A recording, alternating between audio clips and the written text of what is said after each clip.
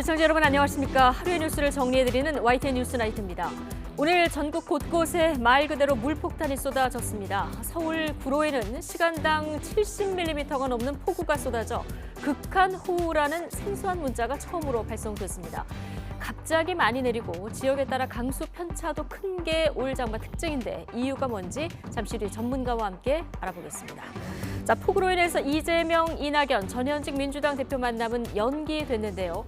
민주당이 새로 만든 당원 게시판이 개설 하루 만에 개파간 전쟁터가 되다 보니 일각에선 꼭 폭우만 이유였겠느냐는 시선도 있는 것 같습니다. 끝나지 않은 서울 양평 고속도로 공방까지 나이트 포커스에서 다뤄보겠습니다. 화요일 뉴스나이트 헤드라인 보시고 바로 출발하겠습니다.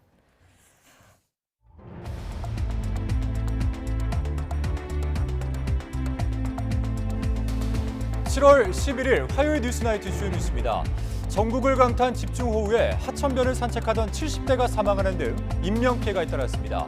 수도권 전철 1호선과 4호선의 일부 구간도 한때 운행에 차질이 빚어지기도 했습니다. 시간당 최고 70mm가 넘는 폭우가 쏟아지면서 서울 지역에 처음으로 극한호우 긴급재난 문자가 발송됐습니다.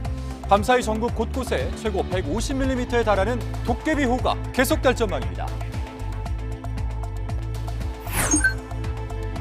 윤 대통령의 재가로 내일부터 TV 수신료 2,500원을 빼고 전기요금을 낼 수 있습니다. KBS는 사회적 혼란과 국민 불편이 가중될 것이라며 헌법소원을 내겠다고 반발했습니다. 2년 연속 나토 정상회의에 초청받은 윤석열 대통령이 나토 사무총장과 만나 군사정보 등을 논의하며 연쇄회담 일정을 시작했습니다. 조만간 열릴 한일 정상회담에서 오염수 방류와 관련해 어떤 논의를 할지 주목되고 있습니다. 신당역 스토킹 살해범 전주환이 항소심에서 무기징역을 선고받았습니다. 1심은 징역 40년을 선고했었는데 항소심 재판부는 보복범죄를 엄벌해야 한다고 강조했습니다. 25세에서 49세 사이의 남성 절반 가까이가 미혼 상태인 것으로 집계됐습니다. 합계 출산율이 세계 최저 수준이 유지되면 우리나라 인구는 18년 뒤 5천만 명을 밑돌 것이라는 전망도 나왔습니다.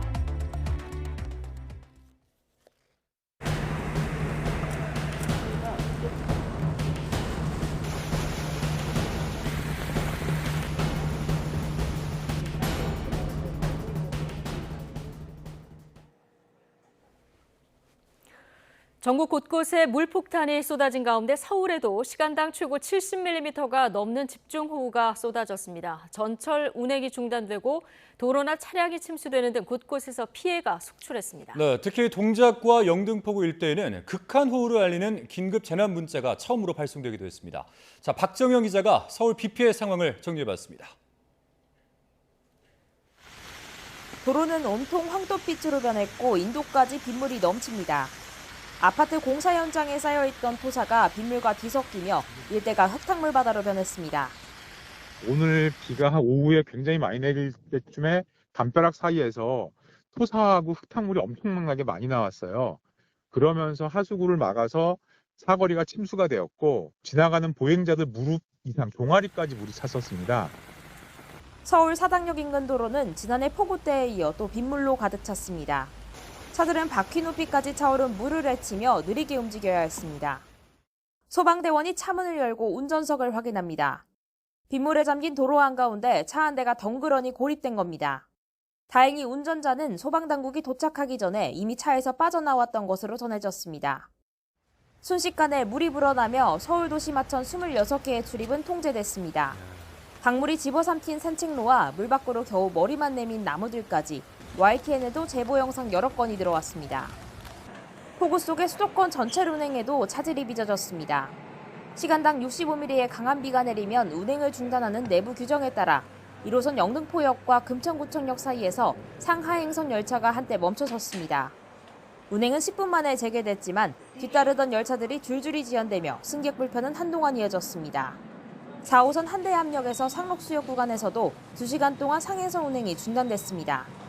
다만 코레일은 서울교통공사 차량이 전기 공급 장치를 건드리며 이상이 발생한 것으로 보인다며 폭우와는 무관하다고 설명했습니다.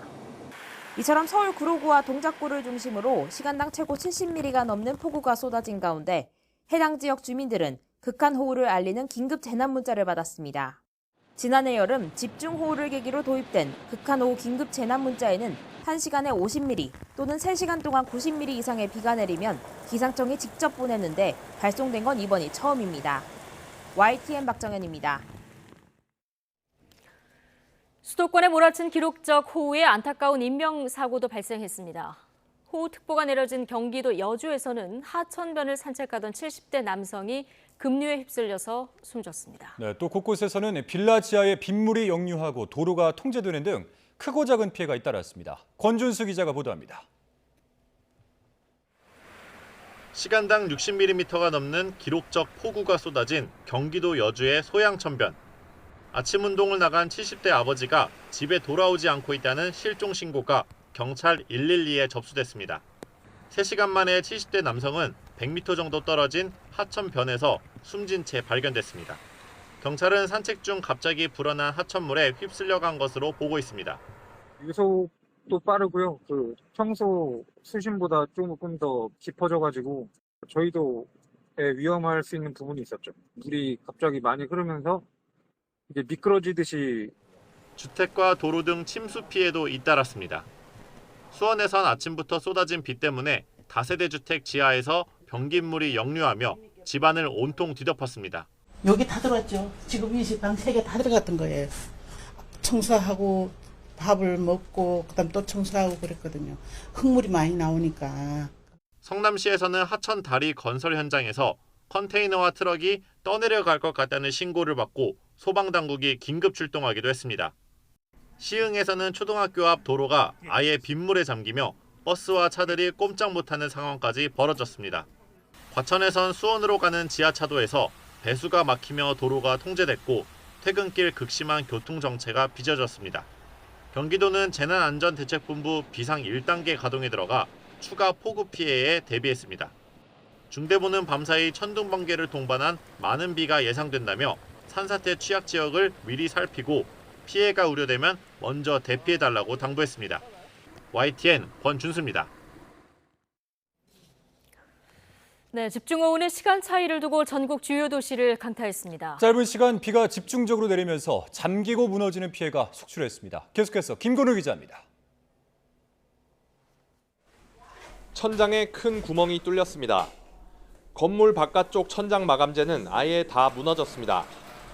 광주광역시 북구에 있는 어린이집에서 천장이 무너졌다는 신고가 접수된 건 낮 12시 10분쯤. 다행히 인명피해는 없었지만 추가 붕괴 우려에 원생들은 서둘러 집으로 돌아갔습니다. 광주 전남에는 시간당 50mm가 넘는 비가 내렸고 침수나 붕괴, 정전 등 피해도 잇따랐습니다. 갑자기 쏟아진 비에 지하차도에는 물이 가득 들어찼고 미처 통과하지 못한 SUV가 멈춰섰습니다. 선루프 사이로 간신히 몸을 내민 운전자는 어딘가에 전화하며 구조를 기다립니다. 하수구에서 빗물이 분수처럼 솟아오르고 도로는 물바다가 됐습니다. 비가 막 순식간에 이렇게 막 태풍처럼 막 몰아치길래 바람도 막 엄청 많이 불고요. 비가 너무 많이 오니까는 그 하수구 내에 이제 물량을 이제 치대지를 못하죠. 그래가지고 이제 도로 바깥으로 막 이렇게 역류를 해가지고 도로 막 엉망이 됐어요. 대구와 경북 지역을 덮친 집중호우에 100건이 넘는 피해 신고가 접수됐습니다. 집안까지 흙탕물이 파고들자 양동이를 들고 필사적으로 퍼냅니다. 통이 가득 찰 때까지 퍼냈지만 물은 속절없이 계속 들어찹니다. 강원 지역도 쏟아지는 비를 피하지 못했고 주택이나 도로가 침수됐습니다. 지역을 돌며 폭우를 쏟아낸 비구름은 전국 곳곳에 크고 작은 상처를 남겼습니다. YTN 김근우입니다. 네, 수도권은 빗줄기가 조금 잦아들고 있지만 밤사이 일부 지역에는 시간당 30에서 80mm의 매우 강한 비가 집중될 전망입니다. 앞으로 날씨 상황과 대비책 김승배 한국자연재난협회 본부장과 함께 알아보겠습니다. 어서 오십시오. 네, 어서 오세요. 예, 지역에 따라서 오늘 구로나 해운대 같은 지역은 시간당 70mm의 비가 내리기도 했는데요. 이 정도 비의 양이라고 하면 어느 정도로 저희가 가늠하면 될까요? 네, 작년 8월 8일 날 서울에서 1시간에 141.5mm가 내렸거든요. 네. 자, 그거의 반절 정도가 1시간 내렸는데 1시간에 한 50mm 이상 내리면 예. 차 운전할 때 그 와이퍼가 안 보일 정도거든요. 그러니까 뭐 강한 비임에는 틀림이 없습니다. 예. 그러니까 작년보다는 조금 약하지만 올해도 역시 지금 지난 6월 25일 날 장마가 시작된 이후 네. 7월 6일 하루 전국이 그 쉬는 타임 비가 오지 않고 계속해서 연일 어디에선가는 매일 비가 지금 오고 있는 상황입니다. 네. 예. 지금 전국 어디에선가는 뭐 하루 빼고는 장마 시작된 이후에 계속 지금 비가 계속되는 네. 이런 상황이라는 정리도 해주셨는데요. 오늘 동작구나 뭐 영등포구, 구로구 등에 계신 분들은 좀 생소한 문자를 받아보셨어요. 극한 호우라는 문자인데 네. 어떤 겁니까? 지금까지는 재난에 관한 문자를 이제 행정안전부가 예. 일괄 보냈거든요. 그런데 작년 그 141.5mm 그 호우 이후 그 피해 대책 예방 대책으로 기상청이 그러면 직접 내겠다. 그 시간을 줄이기 위해서. 아주 긴급할 때. 네, 그렇습니다. 예. 그걸 이제 극한 호우라고 예. 이름을 붙였는데요.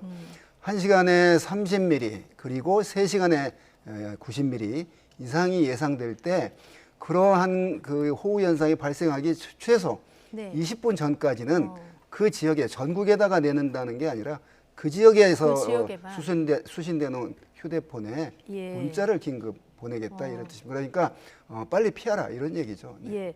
근데 행정안전부를 거치지 않고 기상청이 직접 발송하는 이유는 이제 시간을 줄이기 시간을 위해서 줄이기 그렇다 위해서. 그랬는데 오늘은 좀 비가 잦아든 다음에 문자를 받으신 분들도 계시더라고요. 그러니까는 이제 그게 아마 일괄 그 뭐 1000명이면 1000명에 예. 딱 떨어지진 않을 거라고 생각을 합니다. 주된 목적은 피해를 줄이자는 거기 때문에 예. 거기서 뭐 좀 불필요한 사람이 받았냐 안 받았냐 이런 논의는 할 필요가 없을 것 같습니다. 그리고 또 밤사이에 보면은 우리나라 일부 그 지역에 강한 비가 계속될 것이다 이런 또 관측이 네, 오고 그렇습니다. 있거든요. 어떻게 보십니까? 지금 이 시간에는 오늘 낮에 내리던 그런 강한 비가 일시 좀 소강 상태에 들었습니다. 네. 그런데 이렇게 장마철이 되면 그러니까 이렇게 습한 예. 때 지금 레이더 영상 네, 나가고 있고 그렇습니다. 지금 설명을 좀 주시죠. 많이 약해졌죠. 네. 그런데 이게 그대로 그 비구름이 없어지는 게 아니라 아. 저 왼쪽에 서해상에 보면 강한 수증기들이 계속 그 공급이 되고 있거든요. 지금 하층에는 북태평양 고기압 가장자리를 따라서 덥고 습한 공기가 계속 우리나라 쪽으로 오고 있고 예. 예. 우리나라 한 약 5km 상층에 올라가 보면 상층은 북쪽에서 찬 공기들이 계속 내려오고 있거든요. 예. 올해 장마가 특이한 게 밑에 북태평양 고기압이 북쪽으로 확장하지 못하고 머물러 있으면서 상층에 전리적 기압이 있으면서 찬 공기를 계속 주기적으로 내려보내는 역할을 하고 있거든요. 지난 6월 달에도 계속해서 한 보름 정도 천둥 번개가 자주 치면서 그런 그 장마가 시작되지 않았을 때도 그랬는데 올해도 역시 장마가 시작된 이후 상층에 찬 공기가 지금 여러 날 머무르면서 동쪽으로 빠지지 않고 네. 여러 날 머무르면서 밑으로 내려보낸다. 그래서 하층은 따뜻하고 상층은 차가운 이런 대기 불안정에 의한 그런 저 그림에 나오는 그런 구조인데요. 예. 네. 역시 상층은 따뜻하고 상층은 차갑기 때문에 대기 불안정에 의한 비가 어제 오늘 내일 적어도 모레 오전까지는 그러니까 정체 전선은 아직 남쪽에 있거든요. 예. 그런데 이제 그런 대기 불안정에 의한 그런 대류운이 발달해서 내리는 국지적인 집중호우가 이어지고 있는데 오늘 밤에 잠시 저 아까 레이더 영상에서 네. 소강 상태에 들었지만 그대로 끝나는 게 아닙니다. 밤이 되면 저 상층은 더 차가워지거든요. 예. 해가 없기 때문에 그러면 이제 더욱더 불안해지고 새벽이 되면 천둥 번개가 치고 소나기가 내릴 그런 가능성이 있습니다. 네. 그렇군요. 그러니까 조금 전에 보신 레이더 영상은 좀 소강 상태지만 네. 밤이 되면서 저희 레이더 영상도 변할 거고요. 네, 그렇습니다. 자, 그런데 이렇게 밤마다 비가 네. 좀 물폭탄이 쏟아지는 게 올해 특히 더 그런 것 같은데요. 올해 이제 그러니까 예. 이제 대개 여름철, 장마철 또는 장마 네. 끝난 이후에도 야간에 그런 국지적인 집중호우가 더 빈발하게 발생을 하는데요. 올해 특징을 본다면 지금 어찌됐건 우리가 지구 온난화 속에서 네. 살고 있거든요. 그러니까 지구의 기온이 과거보다 따뜻해진 건 분명하거든요.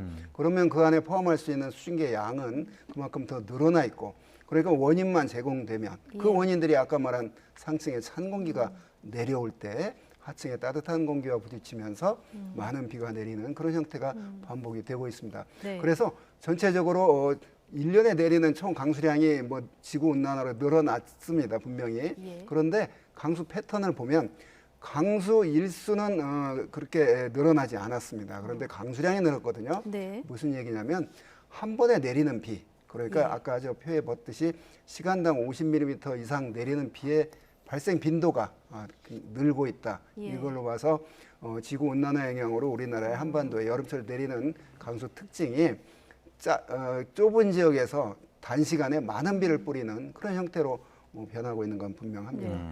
기습폭우도 내리고 지역에 따라 편차도 크고 네. 그래서 올해 보니까 언제 내릴지 예측도 네, 힘들고 그렇습니다. 그러니까 뭐 도깨비 장마다 네, 네. 이런 얘기도 나오더라고요. 네, 그래서 옛날에는 언론에서 게릴라성 장마라고 네. 했거든요.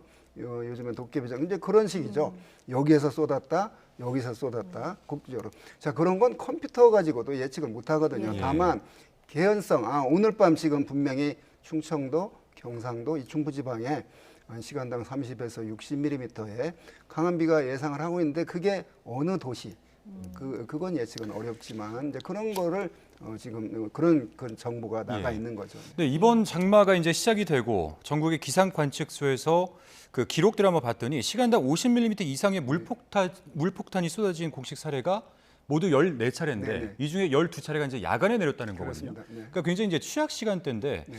이 시간대 내리는 폭우 참 대비를 잘해야 되지 않겠습니까? 그렇습니다. 낮에 그러니까 사람이 깨어 있는 낮보다는 당연히 밤이 더 위험하죠. 잠들어 있을 수도 있고요. 그래서 밤에 이렇게 여름철에 호우가 내리는 이유는 낮에는 어찌됐건 구름 낀 위로 해가 떠 있거든요. 그러니까 상층에 어느 정도 햇빛을 받고 있는데 예. 밤이 되면 해가 진 위에는 해가 없기 때문에 태양에서 오는 따뜻한 열이 없죠. 그래서 상하층 간의 온도 차이가 더 크게 벌어지게 되고 네. 대기가 결국 불안정하면 그만큼 더 그 비구름이 강하게 발달할 수 있기 때문인데 아까 그 통계에서 봤듯이 밤이 되면 더 그 비구름이 오늘도 지금 이제 이 밤에 들어가지 않습니까? 네. 그래서 중부지방에 그런 큰 국지적인 집중호우가 또 비구름이 분명히 발달할 거고 그게 새벽 3시가 될지 4시가 될지는 모르지만 오늘 밤에도 역시 천둥 번개 치면서 강한 비가 내리는 곳이 있을 겁니다. 네. 예, 좀 주의를 하셔야 될 것 네. 같고요. 앞서 이제 개포동 거리에 흙탕물이 지나가는 네. 화면도 네. 보여드렸었는데 지난해 하루 가장 많이 내렸던 날이 140mm가 네. 넘는 날이 있다고 네. 하지 않았습니까? 네. 그날이 아마 그 대치동 학원가라든가 8월 8일입니다. 강남역 네. 그 침수됐던 그렇습니다. 아마 국민 여러분들이 많이 기억하시는 그날일 것 같은데 올해는 많이 좀 정비가 됐으려나 네. 모르겠습니다. 그렇습니다. 이제 장마철 대비해서 그렇게 도시에서 비가 많이 올 때 예. 적어도 아까 한 50mm 이상만 오면 분명히 어디 하수구 막힌 곳은 물이 빠질 데가 없으니까 넘칠 수밖에 없거든요. 그 넘친 물들이 저지대로 이제 흘러 들어가게 갈 수밖에 없고 예. 그게 반지하 주택 같은 데 걸리게 되면 이제 많은 양의 물이 흘러 내려가게 되거든요. 예. 또 주차장들이 거의 그 대도시에는 지하에 있지 않습니까? 이제 그런 면에서 하여튼 하수구 막힌 곳에서 넘치면 그런 어떤 침수 피해가 올 여름에도 대도시에서는 우려가 됩니다. 예. 그러니까 그런 부분에서 좀 저희가 행동 요령을 살펴봤으면 좋겠는데 네. 방금 말씀해 주셨던 부분 중에서 뭐 반지하 주택, 주차장 이런 그러니까 지하에 있는 공간에서의 침수 네. 피해 네. 유의해야겠는데 저희가 알아둬야 되는 행동 요령 어떤 것들이 네, 있을까요? 그렇습니다. 특히 반지하에 사시는 분들이 이렇게 오늘 밤 같이 비가 많이 올 때는 좀 긴장의 끈을 늦추지 말아야 됩니다. 예. 물이 조금이라도 새어 들어오는 기미가 있으면 네. 그걸 막을 생각을 하면 안 되고요. 예. 이미 이제 넘쳐서 온다는 의미이기 때문에 그게 뭐 타월로 막을 정도가 될지는 모르거든요. 그렇기 때문에 빨리 그 자리 지하에서 이제 벗어나서 계단 한 층만 올라가면 그렇게 침수 피해가 나지 않을 그런 상황이기 때문에 지금 상습적으로 침수되는 지역에서는 오늘 밤 같은 경우 특히 긴장의 끈을 늦추지 말아야 됩니다. 예. 그리고 네. 아까 말했듯이 어디서 하수가 막힐지 모르거든요. 예. 이제 그렇기 때문에 항상 대비를 해야 된다고 봅니다. 예, 지난해 또 이것도 지켜봤었는데 지하 주차장도 이 아래에 있다 보니까 우리가 예상했던 것보다 굉장히 빠른 시간에 그 그렇습니다. 안에 물이 가득 차는 걸 지켜봤거든요. 일단 비가 많이 온다. 그럼 지하 주차장은 안 들어가는 게 제일 좋겠죠. 그러니까 이제 비가 많이 오는 걸 알고서 그 작년 네. 같은 경우는 뭐 차를 빼라고 방송을 듣고 그렇죠. 나가서 그랬다면서요. 그렇죠. 그죠? 그런 판단을 잘해야 되고요. 각 개개인이 판단할 때 이미 지하 주차장으로 물이 흘러 들어갔다는 얘기는 어떻게 인간이 어떻게 할 수 없는 양의 물이 흘러 들어간다는 얘기니까 차를 빼러 들어가면 당연히 안 됩니다. 절대 안 소중한 되시고, 예. 목숨이 소중하기 때문에 그렇고요. 만약에 그 상황에 차에 있는 분들은 빨리 차에서 나와서 계단을 통해서 그 지역을 벗어나야 됩니다. 그리고 또 장마다 보니까 많은 비가 이제 자주 내리지 않겠습니까? 네. 그러다 보니까 집안이 또 약해져서 산사태 위험도 있는데 그렇습니다. 지금 실제로 그 산사태 위기 경보도 한 단계가 격상이 네, 됐습니다. 네. 주의 단계로. 전조 증상에는 어떤 것들이 있을까요? 그렇습니다. 산사태 관련해서. 특히 이제 앞으로 지금까지 산사태가 안 났더라도 아까 6월 25일 이후 매일 비가 와서 집안이 굉장히 약해졌거든요. 예. 그러니까 토양에 지금 물을 많이 포함하고 있기 때문에 지금까지는 산사태가 안 났다는 얘기는 이제 버티고 있다는 얘기인데 여기서 조금만 비가 더해지면 예. 네. 산사태 날 가능성이 높기 때문에 그런 전조 현상들, 그러니까 야간에 보이지 않더라도 어떤 우르릉 소리가 난다거나 물이 새고 들어오는 소리가 난다거나 야간 같은 경우 보이는 경우에는 전봇대가 흔들린다거나 나무가 흔들린다거나 뭐 이런 어떤 그 산이 무너져 내려오기 때문에 생기는 현상이거든요. 예. 그러면 빨리 그 지역을 벗어나는 게 그러니까 그게 이제 가장 바람이 불어서 흔들리는 것과는 확실하게 구분이 되는 정도인가요? 그 산사태로 인한 그런 땅이 흔들린 건 강한 바람으로 흔들리는 건 차이가 분명히 있습니다. 네. 예, 잘 감지를 하셔야 되겠고요. 일단 누전에 의한 감전 사고도 간혹 네. 우리가 나는데 이때 꼭 기억해야 될 내용이 있을까요? 그렇습니다. 그러니까 물 웅덩이, 공사장이나 침수가 된 지역, 거기에 전봇대가 서 있다거나 이런 지역은 특히 조심을 해야죠. 네. 자, 물이 집안이 침수될 때는 빨리 전원을 끄고 예. 코드를 뽑고 반드시 고무장갑을 끼고 해야 되고요. 아. 그다음에 물 잠겨 있는 집에서는 또 이제 장화를 신어야 되고 그 감전될 위험성이 물을 있으니 퍼낼 때도 꼭 꼭 고무 장화를 신고 그렇습니다. 퍼내야 왜냐하면 이제 이미 그런 상태면 전기가 통할 수 있기 때문에 예. 그렇습니다. 그래서 전봇대 주변을 쓸데없이 물에 들어갈 이유는 없지 않습니까? 그런데 이제 혹시 그런 사고가 날 수 있으니까 물에 잠긴 지역에 들어갈 때는 꼭 장화를 신고 고무장갑을 끼고 어떤 행동을 해야 됩니다. 네. 예. 이 밖에 뭐 혹시 좀 더 언급해 주실 행동 요령이 있으시면 그 더 설명해 주시죠. 지하차도 지날 때 특히 조심해야 됩니다. 네. 그러니까 차가 지금 막 지하차도로 들어가기 시작하면 빨리 신속하게 통과를 해야 되고요. 이미 들어가 있는 상태에서 물이 차기 시작하면 차를 꺼낼 생각, 차를 가져올 생각을 하지 않고 빨리 놓고서 대피를 해야 되고요. 물이 찼을 때 이제 문을 열고 나올 수가 없거든요. 수압이 있기 때문에. 예. 그래서 바깥과 차 안과 차 밖의 물의 높이가 한 30cm 이상 되면 빨리 그때 강하게 열고 해야 되겠고, 잠겨서 문이 안 열 때는 대개 그 의자 뒤에 있는 그 목베개 같은 게 있지 않습니까? 거기가 이제 쇠 파이프로 돼 있거든요. 그걸 빼가지고 목 베개 하는데 그걸 빨리 창문을 유리창을. 깨고 이제 이런 어떤 비상 조치를 신속히 빨리 처리를 예. 해야 됩니다. 네. 네, 좀 당황할 때 사용할 수 있는 이런 여러 가지 팁들을 주셨는데 각 상황별 행동 요령을 저희가 네. 좀 살펴봤고요. 자, 앞으로도 비가 장마가 끝난 게 아니라 올 텐데요. 전망이 네, 어떻습니까? 그렇습니다. 아까 말한 상층에 그런 어떤 찬 공기가 내려오면서 내리는 어떤 그 기압골에 의한 대기 불안정에 의한 비는 오늘 밤과 12일 내일 13일 모레 오전까지가 이제 그런 원인으로 주기적으로 시시때때로 국지적으로 내릴 것으로 보이고요. 그다음 이제 끝나냐 하면 그렇지 않고요. 지금 올라오지 못하고 있는 남쪽의 정체 전선이 북태평양 고기압이 북상을 할 것으로 보입니다. 그러면 정체 전선이 우리 중부지방까지 올라올 것으로 전망이 되거든요. 네. 그러면 그 정체 전선은 지금과 좀 다른 형태의 강수 패턴을 보일 겁니다. 지금은 좁은 지역에 이렇게 내렸는데 네. 그건 동서로 길게 느려진 상태에서 남쪽에 따뜻한 공기와 북쪽에 찬 공기가 대치하는 면이거든요.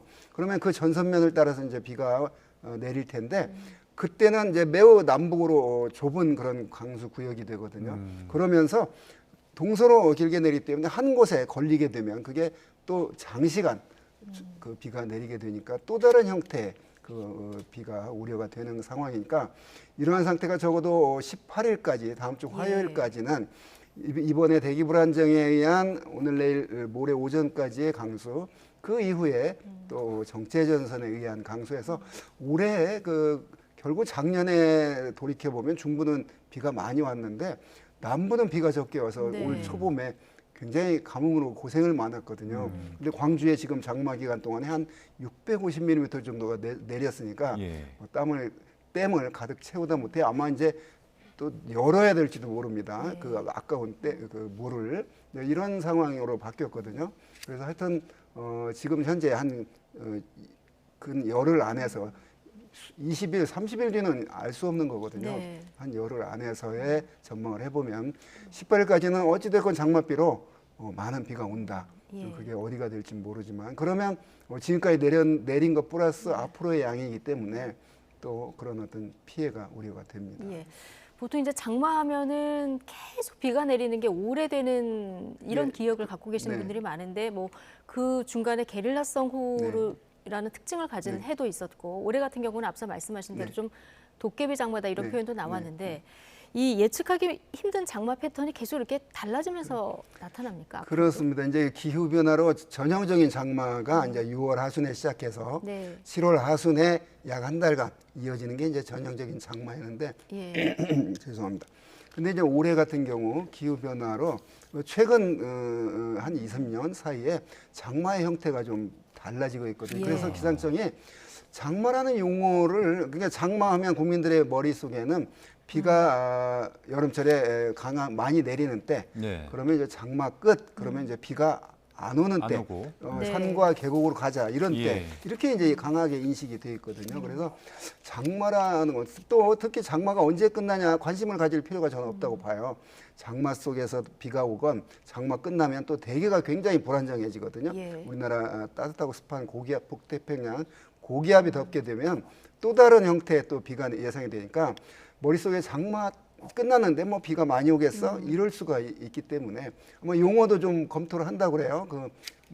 있던 장마라는 용어 그 대신에, 현상은 예. 뭐 하여튼 뭐 우기 뭐 하여튼 여러 가지 형태의 용어가 있을 텐데 하여간 이 여름철 비 피해 줄이기 위해서 당부드리고자 하는 건 결국은 뭐 때문에 비가 많이 오냐 이거보다는 어찌됐건 앞으로의 한 열흘 안에서의 그런 네. 많은 비가 올 거라는 지금 예보가 있기 때문에 특히 산과 계곡에 아마 이렇게 비 많이 올 때 가시는 분은 요즘은 없을 거라고 봅니다. 네. 옛날 70년, 80년대는 이 여름철에 계곡에 가서 꼭 밤에 비 와서 이렇게 떠내려가고 이런 분들이 피해가 네. 있었거든요. 고립되는 경우도 있고. 네, 요즘은 그런 건 많이 없는 것 같아요. 그런데 이제 그런 도시와 따른 그런 어떤 지하 주차장 침수, 또 오늘 그 어떤 천 옆에 산채가 또 휩쓸려서 네. 그렇게 소중한 목숨 잃기도 했는데 하여간 지금 화면에 나오듯이 저렇게 물이 많을 때 밤에 수문이나 물고보로 나가면 절대 또 농촌에서는 안 됩니다. 알겠습니다. 앞서 저희가 조금 소강 상태인 레이더 영상을 봤는데 네. 밤 사이에는 더. 달라진다고 네. 우리 네. 본부장님께서 짚어주셨으니까 좀 주의를 하시고요. 네. 기상 정보를 계속 확인하시는 게 그렇습니다. 좋을 것 네. 같습니다. 네. 지금까지 김승배 한국자연전환협회 본부장과 함께했습니다. 오늘 고맙습니다. 네, 고맙습니다.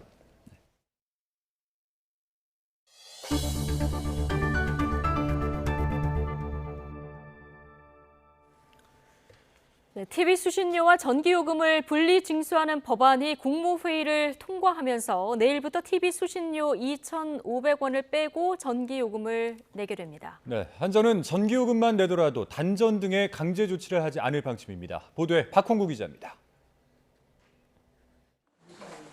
정부는 한덕수 국무총리 주재로 국무회의를 열어 전기요금과 TV 수신료를 분리 징수하는 내용의 방송법 시행령 개정안을 의결했습니다.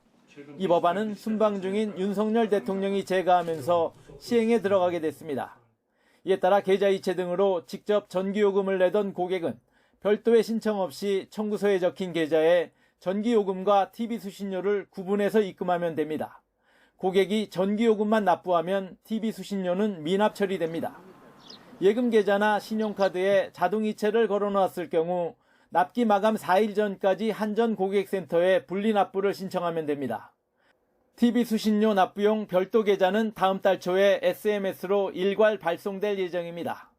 전기요금과 TV 수신료가 관리비에 합산되는 대단지 아파트는 개별 세대가 관리사무소에 분리납부를 신청해야 합니다. 한전은 관리사무소 등의 협조를 요청할 계획이지만 시행에는 5시간이 걸릴 전망입니다. 시행령이 바뀌었어도 TV를 가진 전기 사용자는 수신료를 내야 할 의무가 있지만 한전은 수신료를 내지 않더라도 단전 등 강제 조치에 나서진 않을 방침입니다. 현행 통합징수체계의 틀 안에서 분리납부도 가능하게 한 과도기는 2-3달 정도가 걸릴 전망입니다. 이후 이르면 10월부터는 TV 수신료와 전기요금이 완전히 별도의 고지서로 분리징수됩니다. 하지만 징수 비용 등을 놓고 한전과 KBS 간에 분쟁이 벌어질 수도 있습니다. KBS는 수신료 분리징수로 사회적 혼란과 국민 불편이 가중될 것이라며 헌법 소원을 내겠다고 밝혔습니다. 하지만 한덕수 총리는 국무회의에서 분리징수로 국민이 수신료 납부 사실을 명확히 알고 수신료에 대한 관심과 권리의식이 높아질 것이라고 말했습니다. YTN 박홍구입니다. 서울 양평고속도로 노선 변경과 특혜 의혹을 둘러싼 논란이 이제는 변경된 종점을 제안한 주체가 누구였는지로 확대되고 있습니다. 정부 여당은 지난해 초 문재인 정부 때 맡긴 민간 자문업체가 제시한 거다 이렇게 반박을 했는데 야당은 출범을 앞뒀던 윤석열 인수위의 영향력을 의심하고 있습니다. 이준엽 기자입니다. YTN이 확보한 민간 설계업체의 서울 양평고속도로 타당성 조사 용역 착수 보고서입니다. 주요 검토 사항으로 종점부 노선 변경이 명시됐는데 김건희 여사 일가 땅 인근 남양평 IC를 종점으로 하는 지금의 대안과 비슷한 내용이 담겼습니다. 상수원 특별보호구역과 철새 도래지 통과를 최소화하는 노선이라는 설명이 달렸습니다. 업체가 이를 국토부에 보고한 건 윤석열 정부 출범 직후인 지난해 5월. 하지만 정부가 용역을 맡긴 건 그보다 2달 전, 그러니까 문재인 정부 막바지였습니다. 문재인 정부 이제 끝나고 정권 교체기입니다. 교체가 5월 10일 그러니까 이미 날이니까. 문재인 예. 정부 때 이 예. 대안들이 대안 노선이죠. 대안 노선이 그 전문가들에 의해서 제시된 거죠. 한마디로 전임 정부 때 추진된 종점 변경안을 두고 야당이 김건희 여사 일가 특혜 의혹을 제기하고 있다는 겁니다. 민주당은 그러나 의심의 눈초리를 거두지 않고 있습니다. 이에 당사자인 양평군이 처음 종점 변경안을 내놨다던 국토부가 논란이 일자 갑자기 말 바꾸기를 했다고 보고 있습니다. 특히 예비 타당성 보고서와 민간 투자 사업 계획서 등 기존 사업안 어디에도 김 여사 일가 땅 인근을 종점으로 제시하지 않았다며 맞서고 있습니다. 임기 말 문재인 정부와 윤석열 인수위가 공존하던 지난해 초 새로 출범하는 정부의 입김이 강할 수밖에 없었을 거란 겁니다. 실질적으로 새 정권이 들어와서 이 타당성 조사의 상당 부분을 진행했고 이 정권이 국토교통부가 관여할 수 있는 그 기간이 실질적으로 있었다는 게 중요한 것이지. 양측의 입장이 팽팽한 가운데 종점 변경안이 5년 전인 지난 2018년 양평군의 자체 사업 계획에 언급됐다는 의혹까지 불거진 상황. 김 여사 일가 땅 근처에 종점을 둔 노선안을 누가 먼저 그리고 언제 제시했는지가 양평고속도로 특혜 의혹의 핵심 쟁점이 되고 있습니다. YTN 이준엽입니다. 서울 양평고속도로 특혜 의혹에 대한 정부 해명에도 정치권의 공방은 갈수록 격해지고 있습니다. 네, 민주당 유력 인사들의 양평 땅을 고리로 민주당 게이트로 역공을 편 여당과 윤석열 대통령의 직접 해명을 촉구한 야당이 서로 정면으로 충돌했습니다. 권남기 기자입니다. 국민의힘은 김건희 여사 일가 땅 주변에 종점이 있는 양평고속도로 대안이 나온 건 문재인 정부 때라며 반격을 이어갔습니다. 민주당 주장대로면 이전 정부가 당시 야당 대선 후보 부인에게 특혜를 줬다는 얘기라고 지적했습니다. 문재인 정권이 유력한 야권 대선 주자 부인에게 특혜를 주기 위해 기획했다는 말인데 민주당 소속 전 양평군수를 비롯해 야당 유력 인사들의 이름을 하나하나 거론하며 오히려 이들이 양평 땅을 사들인 민주당 게이트라고 날을 세웠습니다. 김부겸 전 총리가 강화면의 토지 617제곱미터를 매입한 것으로 드러났습니다. 유영민 실장 부인 소유의 땅과 건물이 전 양평군수 일가 소유의 땅 인근에 자리하고 있습니다. 고속도로 계획 대안 검토부터 땅 매입까지 민주당 정부와 인사들이 벌인 일인데 왜 김건희 여사를 음해하느냐고 파상 공세에 나선 겁니다. 민주당은 국정조사와 특검 카드에 이어 윤석열 대통령을 정조준하며 맞불을 놨습니다. 고속도로 계획 백지화는 국면 전환용 쇼에 불과하다며 원희룡 장관을 앞세우지 말고 대통령이 직접 해명하라고 압박했습니다. 처가당 노선 아닌 길을 추진할 마음이나 가능성이 1%라도 있습니까? 대통령이 직접 답하기 바랍니다.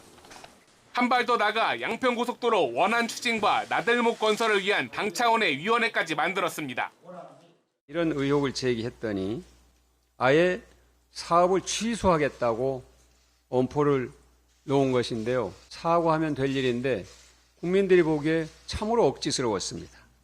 수건 사업이 무산될 위기에 놓인 양평 주민들의 마음을 얻으며 정부와 여당을 향한 공세를 이어가겠다는 계산이 깔린 것으로 보입니다. 내년 총선 최대 격전지인 경기 지역 표심에 양평고속도로 문제가 적잖은 영향을 미칠 수 있는 만큼 여야 모두 한치의 양보 없는 기싸움을 벌이는 양상입니다. YTN 권남기입니다. 국토부가 서울 양평고속도로 사업 백지화 방침을 고수하고 있는 가운데 양평 주민들은 크게 반발하면서 폭풍이 계속되고 있습니다. 뒤늦게 양평군이 주민 설명회를 열었는데 백지화를 철회해야 한다는 의견뿐만 아니라 지역 갈등 우려 등 다양한 목소리가 쏟아졌습니다. 김다현 기자입니다. 양평군이 최근 백지화 논란에 휩싸인 서울 양평고속도로 관련 주민 설명회를 열었습니다. 2년 전 예비 타당성 조사를 통과한 고속도로의 원안과 변경된 계획과 관련해 양서면 주민에게 사업 경과를 설명하고 의견을 수렴하는 자리입니다. 제가 진행을 하면서 그래도 현장에서 이 지역의 주민들께서는 어떤 의견을 갖고 있는지를 한번 듣기 위해서 오늘 자리를 만들었는데 양서면 지역은 기획재정부의 예비 타당성 조사를 통과할 당시 종점으로 거론된 곳입니다. 뒤늦은 설명회 자리에 모인 주민들은 국토부의 백지화 방침에 강한 불만을 쏟아냈습니다. 무엇보다 아무런 논의도 없이 갑작스럽게 종점이 바뀌었다며 원안대로 해야 갈등이 풀린다는 의견이 나왔습니다. 원안대로 하면 말이 없어. 자꾸 바꾸니까 뭐 김건희가 따 있는 대로 한다. 정쟁으로 지역 갈등이 생긴다는 우려와 함께 먼지와 소음 때문에 인근 주민들이 피해를 볼 거라는 주장도 제기됐습니다.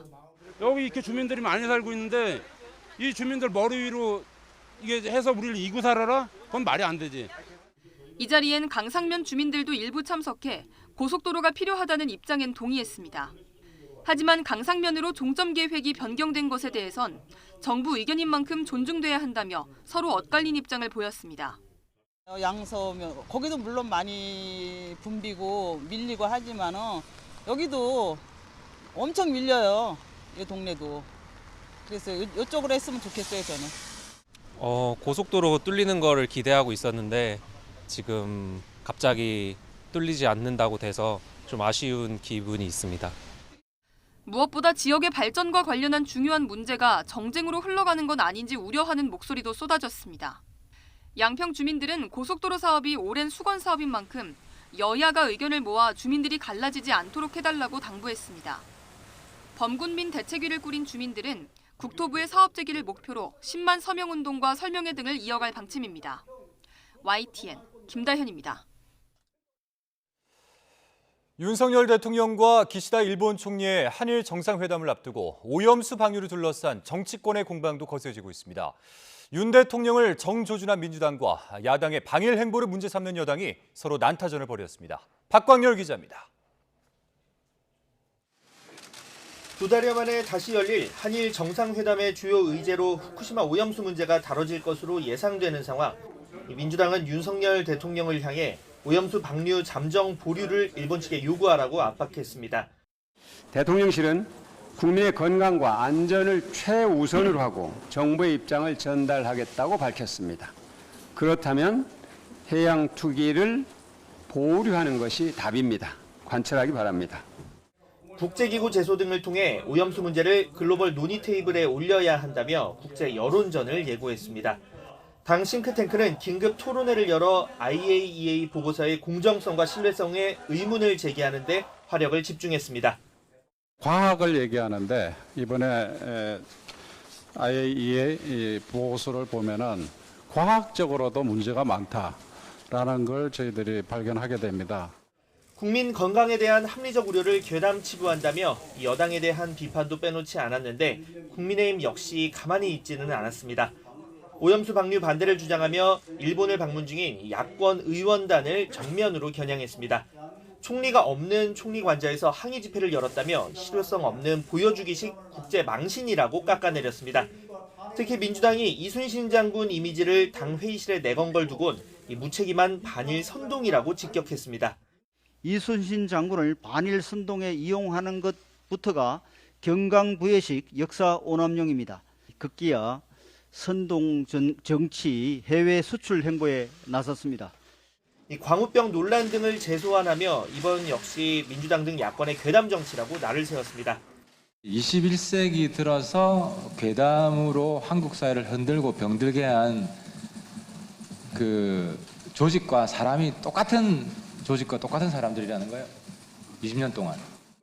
이 괴담 대응을 위한 민관 합동 TF 구성과 후쿠시마 현지의 우리 인력 상주, 방사능 검사 강화 등 국민 우려 불식을 위한 정부의 후속 대응도 주문했습니다. 일본의 오염수 방류 결정이 초읽기에 들어간 가운데 한일 정상의 만남까지 임박하면서 여야의 설전이 거칠어지고 있습니다. YTN 박광렬입니다. 다음 소식입니다. 신당역 스토킹 살해범 전주환이 항소심에서 무기징역을 선고받았습니다. 지난 1심에서는 잘못을 뉘우칠 가능성이 있다며 보복 살해 혐의에 징역 40년을 선고했었는데 항소심 재판부는 교화 가능성의 회의가 들고 또 무엇보다 보복 범죄는 엄벌해야 한다고 강조했습니다. 송재인 기자의 보도입니다. 직장 동료였던 여성을 2년여 동안 집요하게 스토킹한 끝에 지난해 신당역 여자 화장실에서 잔혹하게 살해한 전주환. 피해자의 스토킹 신고로 재판에 넘겨져 처벌받게 될 위기에 처하자 철저히 계획된 보복 범죄를 저질렀습니다. 그렇게 사회적 공분 속에 진행된 1심 재판에서 스토킹 혐의에는 징역 9년이, 보복 살해 혐의에는 징역 40년형이 내려졌습니다. 하지만 5달 뒤 두 사건을 합쳐 심리한 항소심 재판부는 1심 판단을 모두 깨고 무기징역을 선고했습니다. 30대 초반인 전주환이 수감 생활 중 잘못을 뉘우칠 가능성이 있다고 본 1심과 달리 항소심 재판부는 반사회적이고 극악무도한 범행을 서슴없이 저질렀다는 점에서 교화가 가능할지 깊은 회의가 든다고 지적했습니다. 이에 따라 전주환을 사회에서 영원히 격리해 시민의 안전을 지키고 피해자에게 평생 속죄하는 마음으로 살게 하는 게 타당하다고 봤습니다. 특히 보복범죄는 형사사법체계를 무력화하는 시도로 엄정한 처벌이 필요하다며 다시는 이런 범행이 일어날 수 없게 해야 한다고 강조했습니다. 법정 최고형인 사형을 내려달라던 검찰을 향해선 인간 생명을 영원히 박탈하는 사형은 이성적인 사법제도 안에서 극히 예외적인 형벌이란 점 등을 고려했다고 설명했습니다. 재판에서 피해 사실이 언급될 때마다 눈물을 감추지 못했던 피해자 유족들. 대리인을 통해 법원 판단에 감사를 전하면서 피해자도 생전에 누구보다 가해자 엄벌을 바랐다고 밝혔습니다. 부디 그자의 죄값에 합당한 엄벌이 내려지기를 바랍니다. 라고 재판부에 탄원하는 등 피고인에 대한 엄벌은 피해자분의 생전 뜻이기도 하였습니다. 그러면서 피해자의 안타까운 죽음이 스토킹 보복범죄를 끊어내는 계기가 되길 바란다는 뜻을 전했습니다. YTN 송재인입니다. 북대서양 조약기구 나토 정상회의 참석자 리투아니아를 방문한 윤석열 대통령이 나토 첫 일정으로 미국 상원 여야 의원단과 접견했습니다. 윤 대통령은 지난 4월 미의회 합동연설 때 의원들이 보여준 한미 동맹에 대한 전폭적이고 초당적 지지에 감사를 표하면서 이번 만남은 한미가 진정한 글로벌 포괄적 전략 동맹으로 무대가 확장되고 있음을 보여준다고 말했습니다. 셰힌 공동의장은 윤 대통령의 국빈 방미가 미국인들에게 한미 동맹 중요성을 확인하는 계기가 됐다면서 한미 동맹에 대한 미 의회의 초당적 지지는 변함이 없을 거라고 강조했습니다. 2년 연속 나토 정상회의에 초청을 받아 리투아니아를 방문한 윤석열 대통령이 나토 사무총장과 새로운 맞춤형 협력을 맺었습니다. 윤 대통령은 현지 시각으로 11일 오전 옌스 스톨텐베르그 나토 사무총장을 만나 한 나토 간 맞춤형 파트너십 프로그램, 즉 ITPP를 체결했습니다. ITPP는 신흥기술, 사이버 안보 등 11개 분야에 대한 새로운 협력 방안을 담은 것으로 2012년 처음 체결돼 두 차례 개정한 한나토 파트너십 프로그램 IPCP를 격상한 겁니다. 북한 김여정 노동당 부부장은 미국 공군 전략정찰기가 동해 배타적 경제 수역 상공을 침범했다며 이를 반복한다면 대응 행동에 나서겠다고 재차 위협했습니다. 김 부부장은 오늘 조선중앙통신을 통해 발표한 담화에서 미 공군 전략정찰기가 북한 경제 수역 상공을 무단 침범했다고 거듭 주장하며 자신은 위임에 따라 군의 행동 대응을 이미 예고했었다고 밝혔습니다. 이어서 반복되는 무단 침범 시에는 미군이 매우 위태로운 비행을 경험하게 될 거라고 덧붙였습니다. 네, 김여정 북한 노동당 부부장이 연이틀 담화에서 우리 측을 지칭한 단어를 그동안 써왔던 남조선 대신에 대한민국이라고 언급을 했습니다. 북한이 이제 우리를 별개의 국가로 보겠다는 입장을 공식화한 것 아니냐, 이런 분석이 나오고 있는 가운데 그 의도가 뭔지 최두희 기자가 알아봤습니다. 김여정 노동당 부부장은 연이틀 발표한 두 건의 담화에서 우리를 대한민국으로 지칭했습니다. 지난 10일엔 대한민국의 합동참모본부와 같은 표현을 쓴 뒤 이튿날 새벽 담화에서도 대한민국의 군부라는 문구를 쓰면서 강조의 의미를 담는 겹화살 가로를 넣었습니다. 그간 북한이 각종 담화에서 우리를 같은 민족으로 보는 관점을 반영한 표현인 남조선으로 언급한 것과는 대조적입니다. 앞서 북한은 지난 1일에도 현정은 현대그룹 회장 측의 방북 계획에 대해 불허 입장을 밝히며 대남기구인 조평통이 아닌 외무성을 발표 주체로 내세우기도 했습니다. 이에 따라 북한이 우리를 별개의 국가로 보겠다는 입장을 공식화한 것으로 보입니다. 북한이 우리를 같은 민족이 아닌 적대적 국가로 설정한 건 공격적 핵정책에 따른 노림수로 풀이됩니다.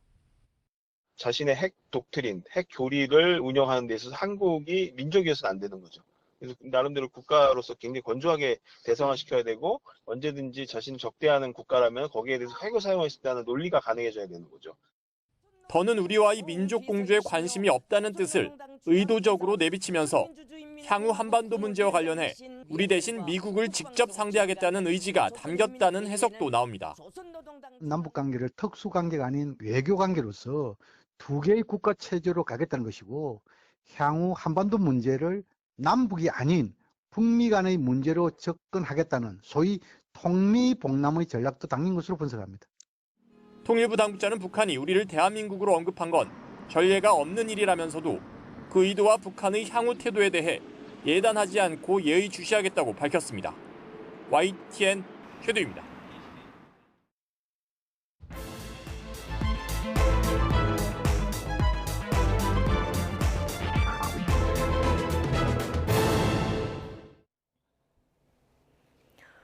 정치권 관심 뉴스들 진단해보는 나이트 포커스. 오늘은 김영우, 신경민 전직 의원 두 분 모셨습니다. 어서 오십시오. 네, 안녕하세요. 안녕하십니까. 자, 명락회동이 드디어 성사가 됐는데요. 오늘 뭐 비도 오고 피해도 좀 나다 보니까 막걸리 한잔하면서 만나는 건 좀 부적절하다. 당 설명대로 이런 판단이 있었던 것 같아요. 연기됐습니다. 네. 당에서 결정을 한 거죠. 그러니까 정확하게는 이재명 대표 쪽에서 결정을 한 거고요. 예. 이낙연 전 대표도 그건 뭐 이번에 이런 폭우는 처음이잖아요. 그러니까 받아들일 수밖에 없는 상황이고요. 만약에 오늘 저녁에 그럼에도 불구하고 만났다면 이런 상황에서 전현직 대표가 막걸리나 먹고 하는 아마 비난을 받았을 가능성이 뒷말이 나왔을 거다. 높았을 것 같아요. 그래서 연기한 건 잘 됐다고 봅니다. 연기한 건 잘한 결정이다. 자, 두 사람이 만나서 이게 화합의 신호탄이 될지 계파 갈등의 분수령이 될지 뭐 언론들 관심도 꽤 많았었는데요. 어제 두 분 만나는 게 장소부터 비공개한다 이렇게 해서 좀 관심도 받았거든요. 미묘한 신경전도 좀 흐르는 거 아니냐 이런 해석도 나오더라고요. 그게 지금 민주당의 현 주소입니다. 제가 볼 때 이재명 당대표로서는 지금 현직 당대표니까 어떻게 해서든지 이낙연 전 대표를 만나서 본인이 당 전체를 아우른다라고 하는 이미지를 주고 싶을 거예요. 그러니까 제가 볼 때 급한 쪽은 이재명 대표다 생각을 합니다. 그리고 이낙연 전 대표는 이재명 대표를 만난들 특별히 얻을 것은 없어 보여요.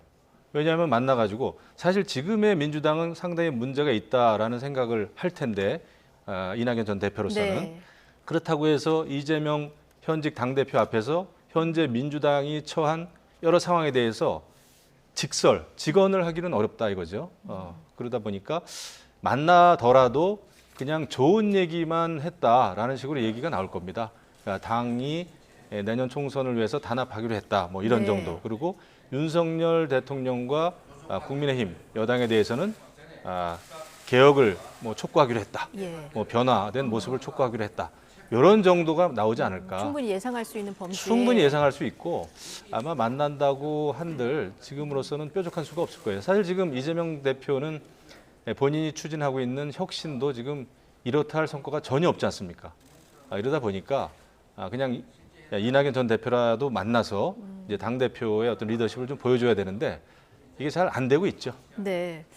지금 김영우 의원 설명해 주신 내용 때문일까요? 오늘 두 분이 만난다는 소식이 전해지자 기대 섞인 반응을 보이는 의원도 있었고요. 그렇지만 또 별 의미를 두지 않는 의원도 있더라고요. 민주당 내 계파 간 온도차가 감지되는데 발언 듣고 오시죠. 의원들도 당의 단합, 또 당의 단합을 위한 또 혁신 이런 것에 대해 공감대가 어느 정도 있기 때문에 저는 그런 면에서도 두 분께서 의견을 같이 하지 않겠나 이렇게 생각을 합니다. 만나지 않는데 뭐 만나지 못할 이유가 뭐가 있겠냐 정도로 지금 생각하시는 거 아닐까. 그러니까 그런 뭐 부담을 좀 덜어내기 위한 것 아닐까. 그러니까 뭐 크게 뭐 내용적으로 기대할 건 없겠다. 뭐 그게 뭐 제 짐작 추측입니다. 네. 친명계에서는 당이 화합하는 계기가 될 거다 이런 반응이 나왔고요. 비명계에서는 지금 들어보셨지만 내용적으로 기대할 건 크게 없겠다 이런 조금 회의적인 반응이 나왔는데 이렇게 반응이 갈리는 이유는 어떻게 보십니까? 김영진 의원하고 이제 윤영찬 의원이 그 사이에 물밑 접촉에 실무를 맡아서 했는데요. 네, 오늘 배석하기로 네, 했었는데요. 오늘 배석하기로 했었고 아마 예. 두 사람은 만났을 겁니다. 오늘 어차피 지금 다음 일정을 잡아야 되니까. 잡기는 잡아야 될 텐데 아마 원칙적으로 지금 현재 날짜를 딱 정하기는 어려울 거예요. 그러니까 그 사이에 있었던 일 정리하고 다음 일정에 대한 어떤 기본적인 원칙, 언제쯤 비슷하게 또 만나는 뭐 이런 포맷 같은 걸 협의하기 위해서 만났을 거예요.